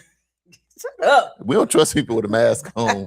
Yeah. Christopher said, if the money is stable, the passion drives motivation. Wow. Uncle Brian says we had a demonic governor when the teachers were ranked 17. Now the GOP took over. Now they're ranked 50. And it all comes back to kickbacks and following the money. So when was it, he said? Because we were ranked 17. He just says we were ranked 17. Right. I but knew he it was didn't say 17. when. But he says it wasn't that long the ago. GOP took over, and now they're ranked 50. No, if this is 2026, this is Damali. This is like 2014. This is not like a long time ago. Yeah. And I'm like, man, we in my mind, I'm like, oh, rising to the top, can't go down, it can't stop with it. Okay, I ain't gonna sing that. Start but singing. Anyway, we was on our way back, and then all of a sudden we just turned and just went the wrong way as fast as we possibly could. So that had to be leadership. Yes. Because you can't be doing good and then just do. How you gonna slide all the way? We couldn't the way stop. Down. Yeah, that's what I'm saying. You couldn't, man. Natasha Mitchell is watching. Natasha, welcome to the show. Welcome back, Natasha. I done had to reach out. No, I summoned Natasha. Yeah, like I said, get back here. She said, boy, I'm vacationing. I said, oh, my bad. She said, I'm done traveled. I ain't mad. I had to go see my people and all of that. But she said, now that you done called me out, then your cousin gonna show back up to the show. So Natasha Mitchell, welcome back to the show. Uncle Brian said one of his favorite teachers, she didn't have a board or a switch. She had a fan belt. and would use it in the palm of your hand. And it did change your attitude. I bet it did. Renelda said, hey, Wake Up family. Hey, what's going on, Renelda? Mr. Larry Harris, are y'all done with camp over there? Let us know. A water cooler for air conditioner that you got to put a water bottle in the bank or in the back of the water bottle we have. That's what I said. That is not what you said. It was close. That was not close. Hey, Vicky, it was good to see you over the weekend. She said the town hall was great, and so was the World One event. Thanks for the great information. You're so welcome. That's our job. Siobhan said, I don't like the fact that Tulsa Public is taking away the MAPS testing. What tests are they going to use to measure academic proficiency? Who knows? And we're gonna have to get somebody from the education department in here. We're gonna reach out to the superintendent. See, that's what we do. Yes. We just, when we talked about the laws, we brought in the DA. We want to know about the bills. We brought in the senator, the local council. So we're gonna reach out to Dr. Ebony Johnson. Let her just come in and break this thing down for us so we can understand. Because I know she's making it better. But we just want to know, what is our arrival where our kids can start back reading and operating on the functioning level so they can be prepared. Yeah. In this world. AJ says a big block of dry ice. I was a little boy when we had one, so that was a water cooler. So I guess you put the dry ice in there. I don't know. I'm gonna do some research. We're gonna look it up because I still don't get it. Uncle Brian says it was 2017. Charles. Yeah. 2017. Yeah, that's not for that's less than 10 years ago. Mm-hmm. Can you imagine that? Less than 10 years ago, we was ranked here, and then and just at the bottom of the barrel. And we're at the bottom, like. Man, see, that's why we got to go vote. That's why you can't stay at home, because then your school, your kids. We back in time. Anyway, Stephen, you got it up. Stephen got it up on the screen. Come on now. Richie says, I remember the water cooler, the air. That was our air conditioning back in the day. The water hose trickled water into it, and it had a big fan that pushed out cold air. That's what I said. That's not what water hose trickled water into. Okay. That's. So Stephen had a whole thing up there. Okay. Yeah, I'm gonna get you one. All right. We appreciate y'all. Natasha said, "Thank you, Charles." Okay. All right. So I'm gonna go ahead and give you the Wake Up's definition for bigger vision. Okay. Bigger vision means seeing possibilities beyond our current circumstances and believing you can achieve greater things for yourself, your family, and your community. It's thinking beyond today and believing that more is possible. So that's what we're talking about when we talk about bigger vision. When you think bigger vision, what do you think about personally? So when I think bigger vision, I think of something outside of you and your current situation. Right. It's what I think of. Like sometimes I'm just going to keep it $1. Sometimes your girl is tired and I don't want to do nothing. But I understand that there's a bigger vision, right? And I'm affecting more people than just me, right? So in the morning when my alarm clock go off at 5 a.m., then I don't want to get up. But I'm like, I got the whole Wake Up family that I'm responsible for, right? That I signed up to bring the Wake Up family information every day. That's the bigger vision. So can I worry about the fact that I don't want to get up? No, I got to get up and I got to hit it. I'm gonna ask the people on the live then. On the live, when you think bigger vision, first, what do you think about? Whatever that is. And then the second part to that question, then what are you doing to help with that bigger vision? Yeah. Right? Yeah. So I would say, kind of to what you're saying, Damali, I would say when I think about a bigger vision, I think at one point I just had a vision for myself. You know what I mean? I hope I can just graduate. I can go to college. I can get married, get my kids, have a house. That's my vision. That's mine. But what happens when you start running into certain people say, well, but what you gonna do for somebody else? To me, the bigger vision begins with when you decide to go out and be a mentor to kids. A bigger vision is if you open up something in the community for kids. To me, the bigger vision definitely is when people run as a local official, because now you definitely getting into bigger vision. So I think anytime you get when you're getting into these political seats, so if you are a mayor, especially, or a governor, or I think you got to be thinking bigger vision, because now it's not just about you and what you want. You got a bigger vision for your fellow man or mankind or this generation. That means you want to leave a mark in this world. You want to leave the world a better you want to leave it better than what you found it. Like John Prince said it best, improvement. I like that. Yes. Like that. Let's see. Tanya said, Richie Anderson, yes, my grandmother had one. Uncle Brian said this to you, Stephen. He said none of those pictures are a water cooler. I was looking at that. It looked like something a seal swim in. That is not. I'm like, I don't even know. Y'all told y'all that look don't like make me laugh. That looked like them swimming pools Damali had behind her house for them kids to swim. I'm like that ain't. But I don't know. We're gonna find out. I'm gonna find somebody got one, and I'm gonna explore it just a little bit. But Damali, I think bigger vision is critically important though, because we're saying when I think bigger vision, I think Oasis Fresh Market. They got one, now they're getting more. So when I'm thinking bigger vision, those are the things that I'm thinking about. Doing things that's just going to improve, not just for us, but for the next generations. John Prince says the educational agenda must be upgraded. I agree with that. We talked about that a little bit. Teresa says, kudos to you, Damali. 5 a.m. I don't have no vision for anyone at 5 a.m. Yeah. But you got to remember, see, for Damali, it's easy. I'm the one on the struggle bus. Damali up at 5. Normally, I used to tell people, don't even call me to 10. Don't even think of me. To pray for me. Don't even think of me. Don't even think about me before 10 because I don't want to meet. Silly. I don't want to. No, I literally used to be like that. Used to be my time. I would go to the gym, then I pray, then I meditate, so like I'm building myself up to deal with things outside. But now that we decided that, which I thought was important, is so much going on in the world and there's so much misinformation that we decided to do this so that when things happen, we can give people real information. Because you got to remember, the community Wake Up, if you're not on the Facebook Live, it's cool. But our radio station, remember, it never goes off. It plays 24/7. If it's ever something crazy or an emergency or something, me and Damali going to be live on this mic. This mic might be all we have. So you have to get your phone and go to nycu.fm. Stroll to the bottom and subscribe, because you can be in your car, you can be on your computer, you can be anywhere, and go to nyc.fm. And we're going to come on and say, hey, y'all, this is what's going on. This is what you need to do. This is where you need to go. And it don't matter if you're in California, New York, Africa. If you got internet, then you're going to have access to this radio station. We're going to be able to let you know what it is we got going on. So Crash said, I have a water cooler. He said, so we can come over there and check it out. I'm coming over there right after the show. I'm like, because I'm getting and take a picture with the water. I'm gonna lay on the water cooler at this point. I don't want to know. I won't know what's going on. This water cooler. Right. Turn it on, Crash. We'll be over there. They don't have one on that don't work. Because Crash got all kind of stuff. Speaking of Crash, I want to know what you guys' crash out was over the weekend. I can tell you this.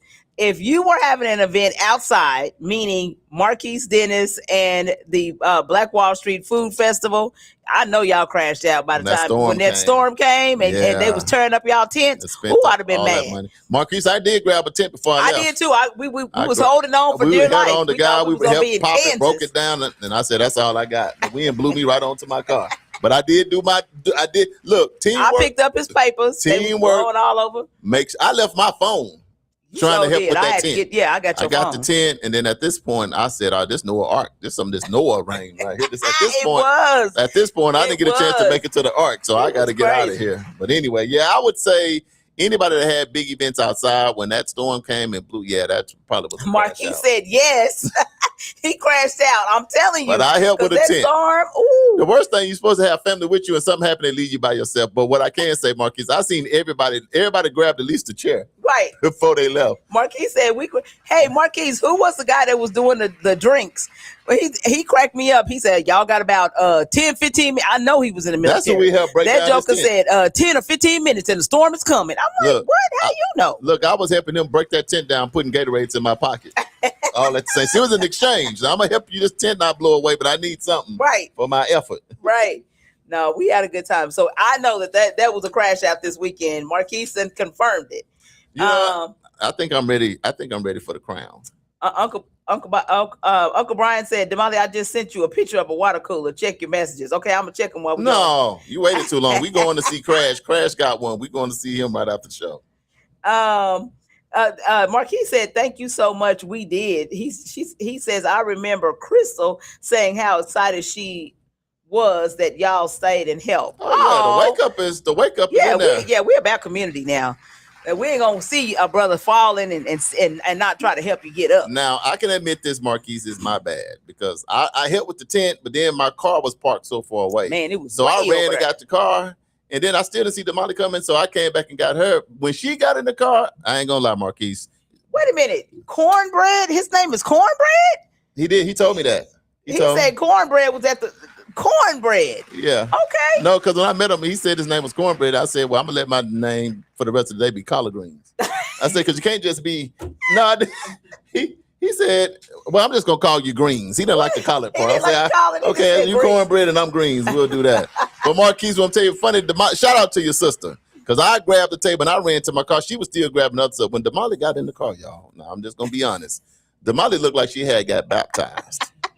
Her hair was straight back and wavy. So thank God she got good hair. I mean, it was wavy at the root. And every time, you know how somebody get baptized and I ain't have no blanket or nothing. I'm like, man, Damali, you done got out here and got baptized at this thing because that water just, but she did that for her brother. Yes. So it was worth it. That sucker went dry. She didn't get dry till like 3-4 hours later. Shoes all. She was walking. We got out. You know how your shoes be going squishing. I'm like, dang, you did get baptized. But anyway, Marquise, great job over there, man. Okay, his government name is Ronald Maxwell. Okay, Ronald Maxwell. Cornbread. All right, I'm gonna have to remember that the next time I see him. All right. So I don't even know where we were. I think we need to. We're gonna do the feud. We'll do the feud. Yeah, see who can get this crown. Okay. I done missed the crown for at least a week and a half. It's been a minute. And Steven is at 2 in a row. Is it 2? 2 in a row? He's like, I gotta shut that off. Yeah, Richie, I don't care who beat him. Just shut it off. Because the record is, I still hold the crown. 4 in a row is the record held by me from February until now. But I sure can't get on the road. I can't get one win now. Did all that for nothing. Be like the Cowboys in a minute. All that for nothing. Yeah, talk about my old championships. Marquise, Teresa said, is he from Bristow, Oklahoma? Now, see, here we go. He looked like my Bristow. Sister know every doggone body in the universe between her and my mama. He was a cool brother. They know everybody. All right, here we go. So, get my voice together because y'all know. Hopefully our music working. Maybe our producer can find us a remix. Maybe we can play it on another. We're going to see because it's been struggling. All right, y'all. Come on. So here we go. Today's theme is bigger vision because every great community begins with people who dare to think beyond what they see today. Right. So we asked 100 people these 3 questions plus the bonus question. I am going to give you the top 4 answers, A through D. There is no E. There is no all of the above. Your job is to pick the number 1 answer out of the 4 that I just gave. Marquis says, yes, he is, Teresa, so you know him. Good Lord. Oh, man, that's Teresa's first cousin. Cornbread. I know. Said I got her. He shouldn't have never said cornbread. Right, should have never said it. Yeah, he said cornbread. Said, man, there's only a few people called cornbread. Right, gotta be. Okay, so here we go with question number 1. Now, Damali, it was easy to follow her this weekend. So she asked 25 people at the Tulsa Empowerment Network meeting. So asked 25 people there. Then, Marquise, you didn't see her for a little bit. She asked 25 people at the park crawl. And then she got wet. So she had to wait for the recipe. She had to call them on the phone because once she helped you with them 10, she was done. So she made it maybe to Black Wall Street later, and she had to get the other 50. Right. But anyway, put your thinking cap on, baby, because you can't Google this. You just got to be able to get it right. So get your rational thinking going on. All right, so here we go. Remember the theme, bigger vision. That's what we're going with. So here we go. Question number 1. Name something people with a bigger vision do. Is it A, set goals, B, dream big, C, make a plan, or D, help others? All right, Marquise, go on ahead to your meeting. We'll see you later. All right, love you, Marquise. Have a good meeting. Good one. That's one less person I got to beat on this thing. Come on. All right, Marquise, we'll see you tomorrow. I'll read the question again. Name something people with a bigger vision do. Is it A, set goals, B, dream big, C, make a plan, or D, help others? Set goals and making a plan is not the same. Bro, set goals. The 100 people, this is the top 4 answers. I'm going to say set goals. You're going to say A. That's Charles. Yeah, Teresa said, I'm from Depew, Oklahoma. I ran with Kendra Alexander. Richie says B. Tanya says A.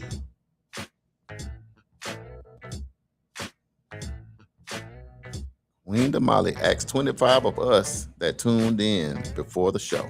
Right. Mama said C. Mom says C. AJ said D. Y'all come on. Teresa said somebody A. said one for every answer. Vicky said A. Teresa. Brenda Harbin said B.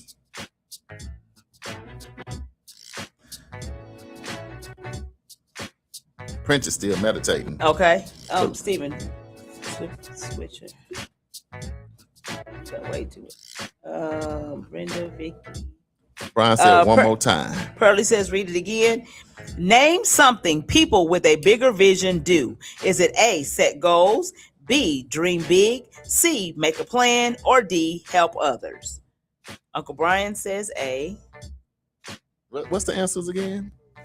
A, set goals, B, dream big, C, make a plan, or D, help others. Isham, what's up, Ish? He Big said Ish, I owe you a call, Isham. I'm gonna call you after the show. We supposed to have him on. Natasha says A.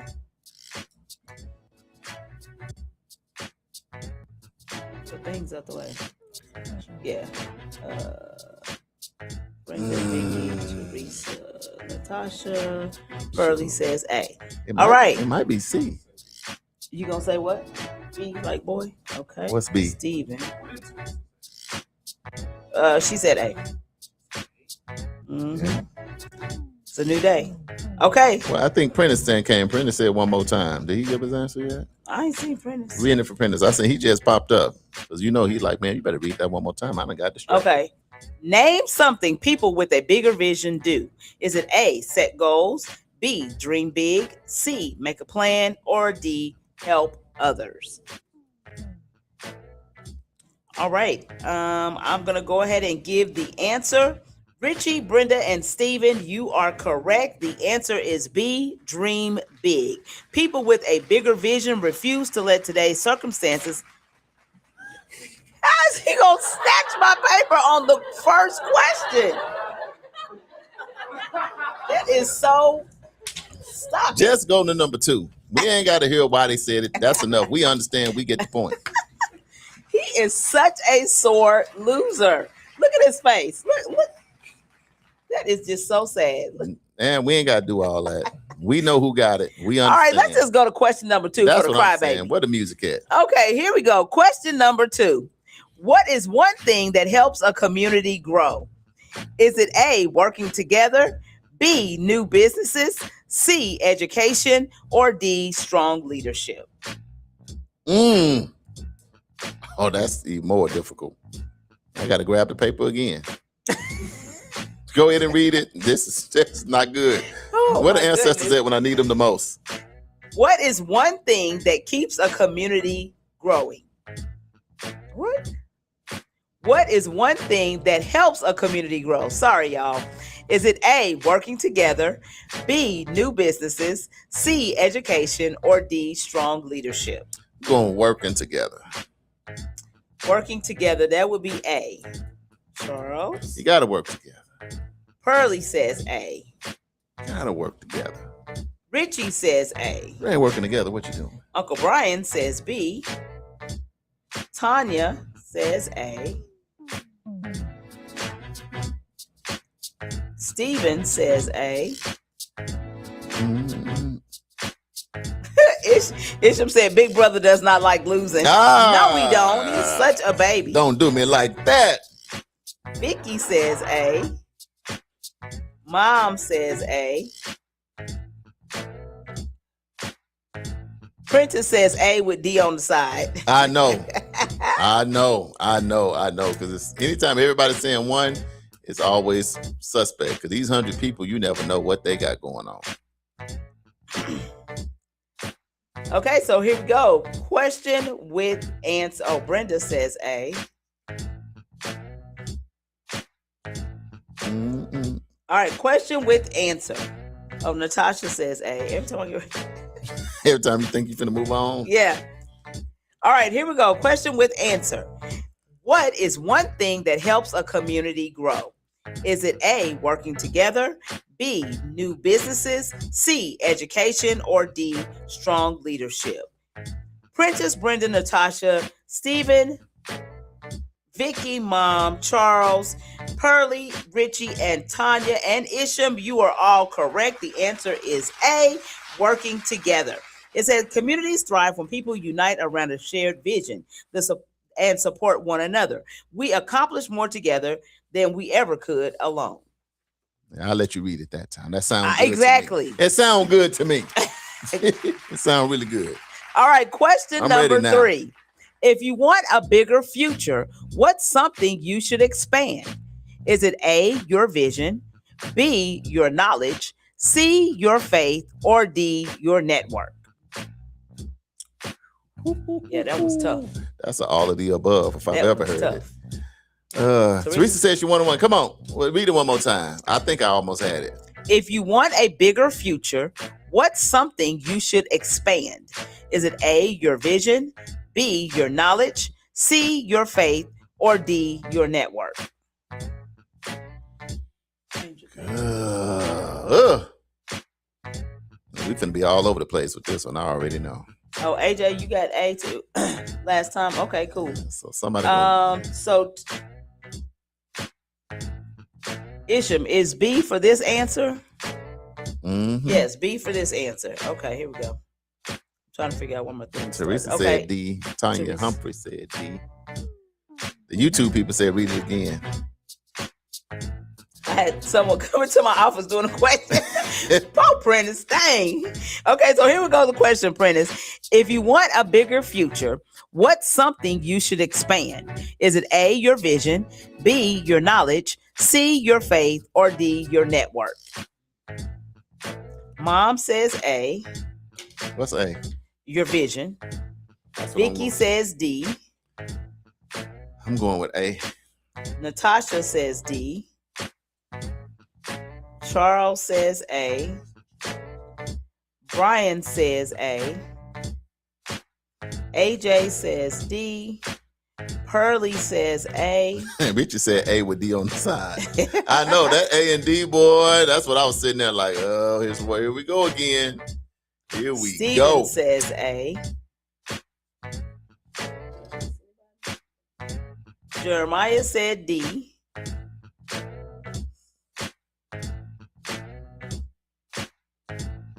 Early AJ. Brenda says A. Okay. Prentice says B. Okay, so here we go. Question with answer. If you want a bigger future, what's something you should expand? Is it A, your vision, B, your knowledge, C, your faith, or D, your network? Isha, Mom, Charles, Brian, Richie, Stephen, Brenda, and Pearlie, you are all correct. The answer is A. Uh-oh. I got a chance. It says you can't build what you can't first imagine. See it before you build it. Oh, Prentice said what was B? It was your knowledge. You said B. Okay, so here we go.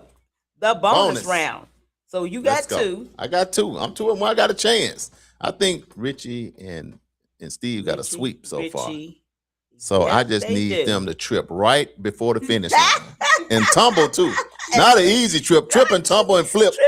Oh God. Ever seen somebody running too hard before the finish line, like a bat went through this, right. It's clear that I'm gonna come through the tape. Run through the finish line. Right. Come on. Okay, so here we go. The bonus round worth 5 points. Ooh. Name something successful people invest in before they see the result. Is it A, their education, B, their business, C, their community, or D, their vision? Oof.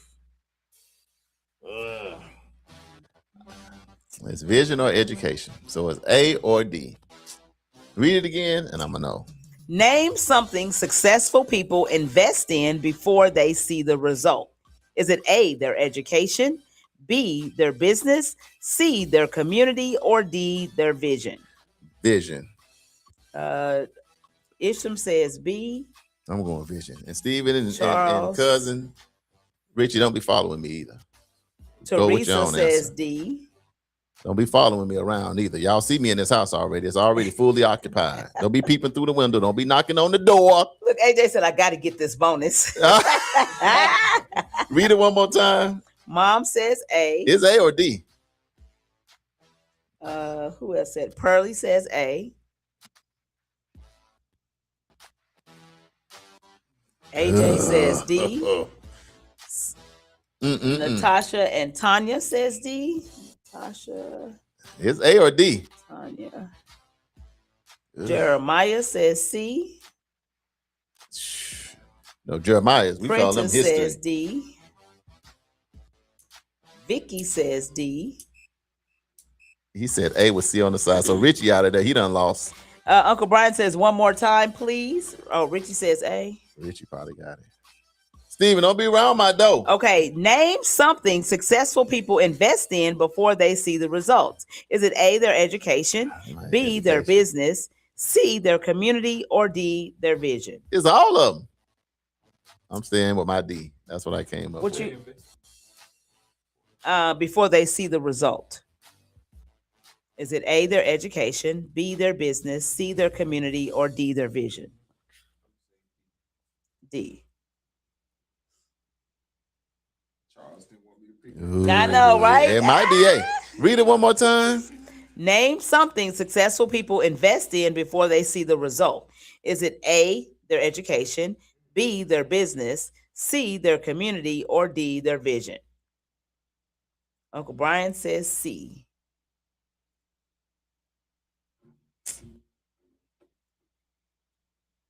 Okay, here we go. Question with answer. Name something successful people invest in before they see the result. Is it A, their education, B, their business, C, their community, or D, their vision? Charles, Teresa, AJ, Natasha, Tanya, Prentice, Vicky, and Stephen, you are all correct. The answer is D, their vision. It says great leaders commit to the future long before everyone else can see it. The Black Wall Street connection is the pioneers of Black Wall Street had a vision that stretched far beyond their present reality. They imagined thriving Black-owned businesses, home ownership, financial independence, excellent schools, vibrant churches, and generational wealth. They didn't wait for the perfect conditions. They created opportunities through determination, collaboration, and faith. Their bigger vision became a lasting legacy that continues to inspire communities around the world. Having a bigger vision means seeing possibilities where others see problems, planning for future generation instead of just today, believing that your community deserves to thrive, and taking action to make that vision a reality. Every successful business, neighborhood, and movement begins with someone willing to think beyond the limits of the present. So the takeaway from this family feud is a bigger vision is more than dreaming. It's believing that with faith, preparation, and hard work, today's ideas can become tomorrow's legacy. When one person thinks bigger, they inspire the entire community to rise together. And this has been this morning's Black Wall Street Family Feud. Sponsored by, who is it sponsored by? NARAB. Sponsored by NARAB. I had to think about it. You know what I done figured out? Damali, in the last 2 weeks, you've been only asking YNs these questions. Because the youngest person on the show has won 3 times in a row. So just lead me to believe she's only hanging out with young folk. Is that it? Because he the only one can get the clean sweeps. That's what's going on, y'all. So now you at 3. Yeah. Now you at 3, Stephen. So you got running one around more, talking about partying with a purpose. See, Damali said, y'all don't know. She knows she been saying, I party with a purpose. See, that's what's been going on. She's been hanging out with the YNs all downtown. So now these questions cater toward the younger people. Y'all, she not coming around. She don't want no seasoning in her. Okay, well, I'm gonna give you the opportunity to come up. I don't want no opportunity. Come on. No. Give me one more. No. Look, what Natasha said, I'm thinking way too hard. Congratulations, Stevens. I'm just messing with you, man. That's a good. Look, Uncle Brian said no long speeches. No, Steven has won 3 times before, twice. But see, that's when the pressure get on. That's when the braids come loose. That's when the palms get sweaty. That's when everything get tight, and he be like, "Oh, I go down. I got to start all back over." So tomorrow's gonna be Steven big day. So all I'm gonna do is just send her messages saying, "Don't slip." He said he gonna block Charles. He gonna block Charles tomorrow. I'm coming. Richie looking for you. So all until tomorrow. I ain't got my eye on nobody but Steven. Duke Durant said the show is now called YNs and Friends. The youngest person out of all this wisdom. See, let me know something else, Damali. You know what? On real talk, YNs and Friends. Boy, you was crazy, Duke. You know Duke right off the cuff. You know he don't need no warm up for nothing. He ready. You give him a mic, he ready for everything. Ready. But at the end of the day, it does mean this. These some questions that you coming up with. It does say, because Steven, what, 25, 26? Yeah. Just turned 26. They resonate with him. So that let you know, whatever reason, it just shows how, even when you sit down with all your wisdom, people like Uncle Brian and AJ would see, then the young folks. Every now and again. The young folks, he threw in a row. So that means 3 times in a row, he done took us out. Because you know, the first thing when you sit down, you got a young person, the first thing you tell a young person to do what? Sit down and be quiet for grown folks talking. Yeah. Grown people talking. But this just kind of goes to show that we do have to be listening to what the young people say, because they got something to say, because this is just reasoning. Yes. So his reasoning has been better. Yeah. It ain't been better than 4. But it's been good for 3, baby. You know what I'm talking about? So I don't mess with him all tomorrow. I ain't even gonna let him in tomorrow. I ain't even gonna let him in. Turn this mic off or something. Anyway, good job, everybody. Congratulations, Steven. I ain't gonna be no hater today, man. All right, so here we go. We're going to go ahead and do the Black History Trivia. It says today's theme is bigger vision, because visionaries don't wait for opportunities. They create them. So here's the question. Let's see just how much you know. It's Black History Trivia with Charles and Damali. I remembered this time. I stopped talking. All right. Which African-American architect became the first licensed Black architect in New York State and used his vision to design buildings that still stand as a symbol of excellence today? Is it A, Paul R. Williams, B, Robert R. Taylor, C, Vertner Woodson Tandy, or D, Julian Abel? Wow. Impressive. Building still stand till this day. Mm-hmm. Read it one more time. I need to get this right. Which African-American architect became the first licensed Black architect in New York State and used his vision to design buildings that still stand as symbols of excellence today? Is it A, Paul R. Williams, B, Robert R. Taylor, C, Vertner Woodson Tandy, or D, Julian Abel? They say when you don't know, go with, I'm going Uncle Brian. He probably know this. He said he got his own. If anybody bought their own crown. You stupid. Well, they don't even have it yet, technically. Steven said B. Is that what you said? Yeah, so Uncle Brian said A. AJ said, wow. I know. Got the big eyes. YN and Friends. Pearly says A. That's going to be a segment on the show. YN and Friends. Let's see. Vicky says A. Prentice says C. I don't know the answer, but I want to know. We got all these historians on here. AJ says C. Isham says A. Jeremiah says A. I'm going with A. Is A what I said? Yeah. A? Oh, yeah, I'm going. Charles. Hey. Repeat the question. All right, Teresa, I got you. Which African-American architect became the first licensed Black architect in New York State and used his vision to design buildings that still stand as a symbol of excellence today? Is it A, Paul R. Williams, B, Robert R. Taylor, C, Vertner Woodson Tandy, or D, Julian Abel? You said what? B. Steven says B. Charles says A.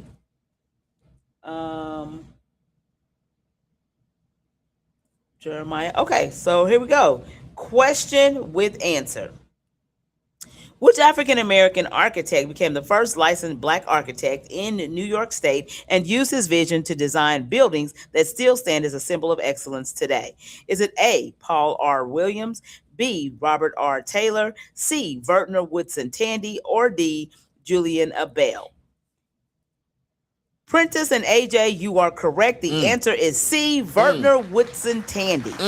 He became the first licensed Black architect in New York State at a time when African Americans faced tremendous barriers in the profession. He envisioned a future where Black architects could shape skylines, neighborhoods, and institutions. Beyond his architectural achievements, he was also one of the founders of Alpha Phi Alpha, demonstrating his commitment to leadership and excellence. Vertner Tandy dreamed beyond the barriers of his day and built spaces that proved Black excellence belonged everywhere. So the Black Wall Street connection is this. The builders of Black Wall Street also had a vision for what their community could become. They didn't just construct buildings, they built places where businesses could grow, neighborhoods where families could thrive, and institutions that inspired pride and opportunity.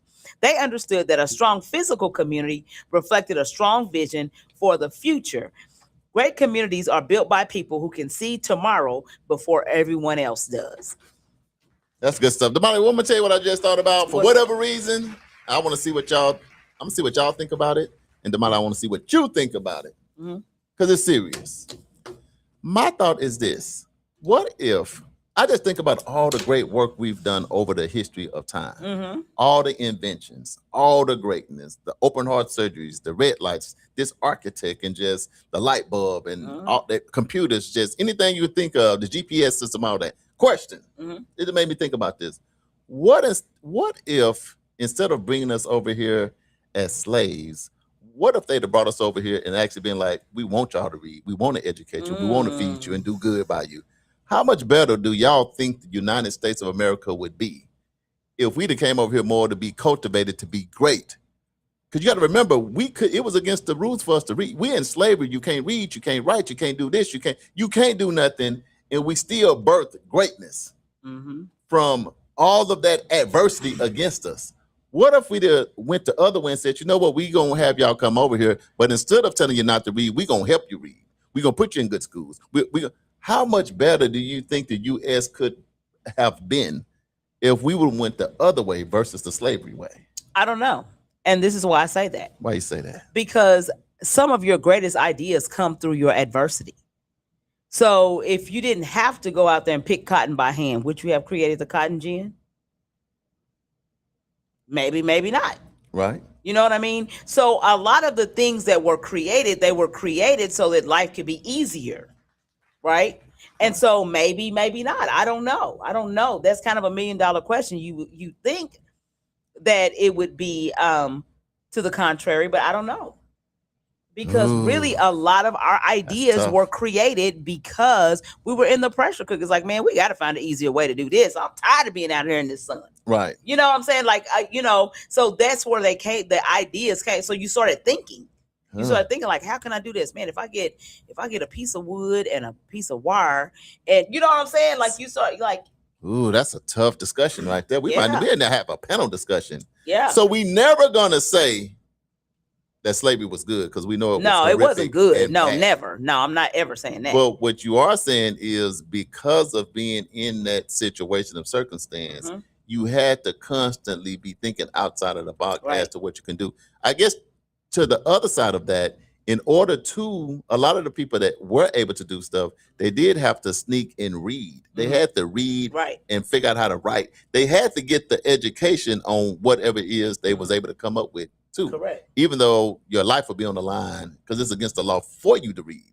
You still had to read to do it. And who's to say that even though you were dealing with those circumstances and them situations, a lot of times, like the young lady that went to Langston that son got all these degrees by 13. They wasn't in no slavery. They didn't deal with none of that at all. But she still done graduated, top everything all the way through. So to me, that's the example of cultivating us early and not being in slavery. You know what I mean? You done graduated from high school at 12 and college at 15. Slavery wasn't actually. So we didn't have that piece. But I'm just saying that I think that some of our greatest ideas came because we were trying to find solutions to some of the world's problems, and the way we did things. Right. And so that's why the ideas were born. Now, I will say this, and then I know we only got a few minutes before the show.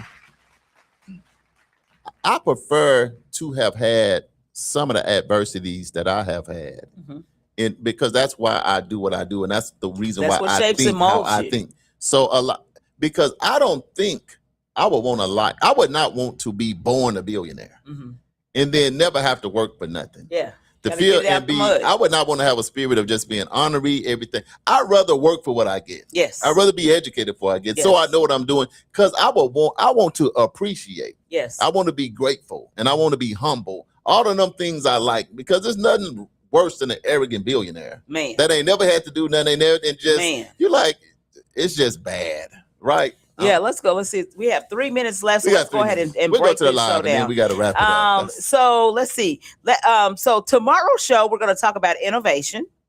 And then don't forget that NARAB is hosting their Sip and Strategize July 22nd, 8 a.m. to 10 a.m. at Jones Co. Coffee, located 2446 East 11th Street. So join the Greater Tulsa Board of Realists for a relaxed morning of collaboration.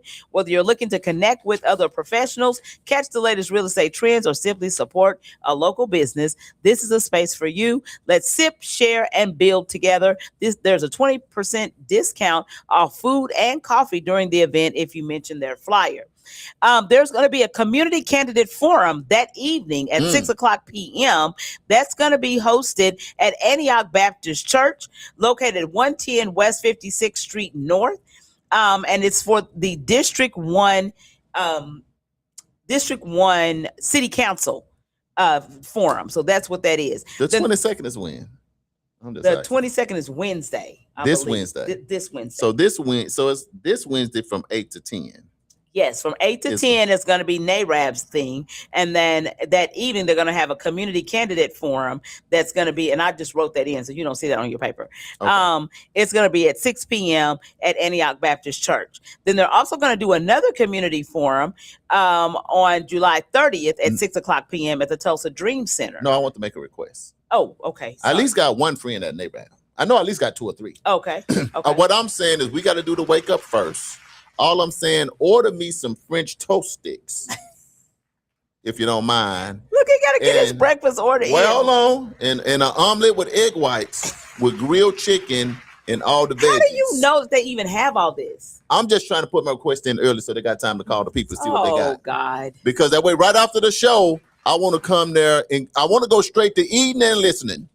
And then I'll sip on something later. I just want to put my order in. So if anybody from NARAB can look out for me, I'm going to come right after you. Are you going to go? Lord. What's your order now that you're thinking about? You're getting hungry. What you want? I don't know. If they got French toast and not omelet, I'll sip on anything. But not anything like that. Y'all get my point. Yeah, you almost messed up. Be quiet. Almost. I pull it back. Right. What else we got coming up? All right. So the Tulsa City Council District 1 Candidate Forum. There's going to be another one on July 30th at 6:00 p.m. at the Tulsa Dream Center North Campus, located at 200 West 46th Street North. This one is sponsored by the Terrence Crutcher Foundation and the Tulsa Dream Center. There's going to be a back to school neighbor fest, August the 1st from 10 a.m. to 2 a.m. at Hawthorne Park, located at 955 East 33rd Street North. The community Wake Up will be the MCs. Hey. This event is hosted by Northside Neighbors and Be Well Community Development Corporation. The Levitt Concert Series, August 8th at 7:00 p.m. at the 36th Street North Event Center, located at 1125 East 36th Street North, featuring O'Malley B. and Bron J. Then there's going to be the Spreading Hope Back to School Bash, August 15th from 10:00 a.m. It starts at 10:00 a.m. at B.S. Roberts Park, located at 901 North Greenwood Avenue. There's going to be free food, games, backpacks, and school supplies. On August 22nd, there's going to be a 5K and a 1 mile fun run beginning at 6:00 a.m. at Crossover Community Center. All proceeds directly benefit Walt Whitman and Hawthorne Elementary Schools, sponsored by Crossover Community Impact, Northside Neighbors, and the Phoenix District. Then the next Tulsa Empowerment Network community convening is going to take place on August 22nd at 9:00 a.m. If you would like to advertise your business or events on our show, go to nycu.fm and submit an inquiry. Somebody from our office will get back in contact with you. And don't forget, the views, thoughts, and opinions expressed on this program belong solely to the host. You, our guest, and not necessarily to this station affiliate, organization, committee, or other group or individual associated with NYCU.FM or KBOB 89.9 FM. And before we go, happy birthday to First Lady Joyce Cooper. Happy birthday. Happy birthday to you on this 20th. There's somebody's birthday on the 20th today, too, that they share. We don't know, but if it's your birthday, it's on the 20th. Happy birthday to all of y'all. Yes. Anyway, y'all have a blessed day. Community Wake Up Morning Show. I'm one of your hosts, Charles Harper. And I'm Damali Wilson. Stevie Keys on the ones and two. Uncle Bobby over there plugging this on KBOB. We love y'all. Y'all have a blessed day. See y'all on Taco Tuesday. Yep.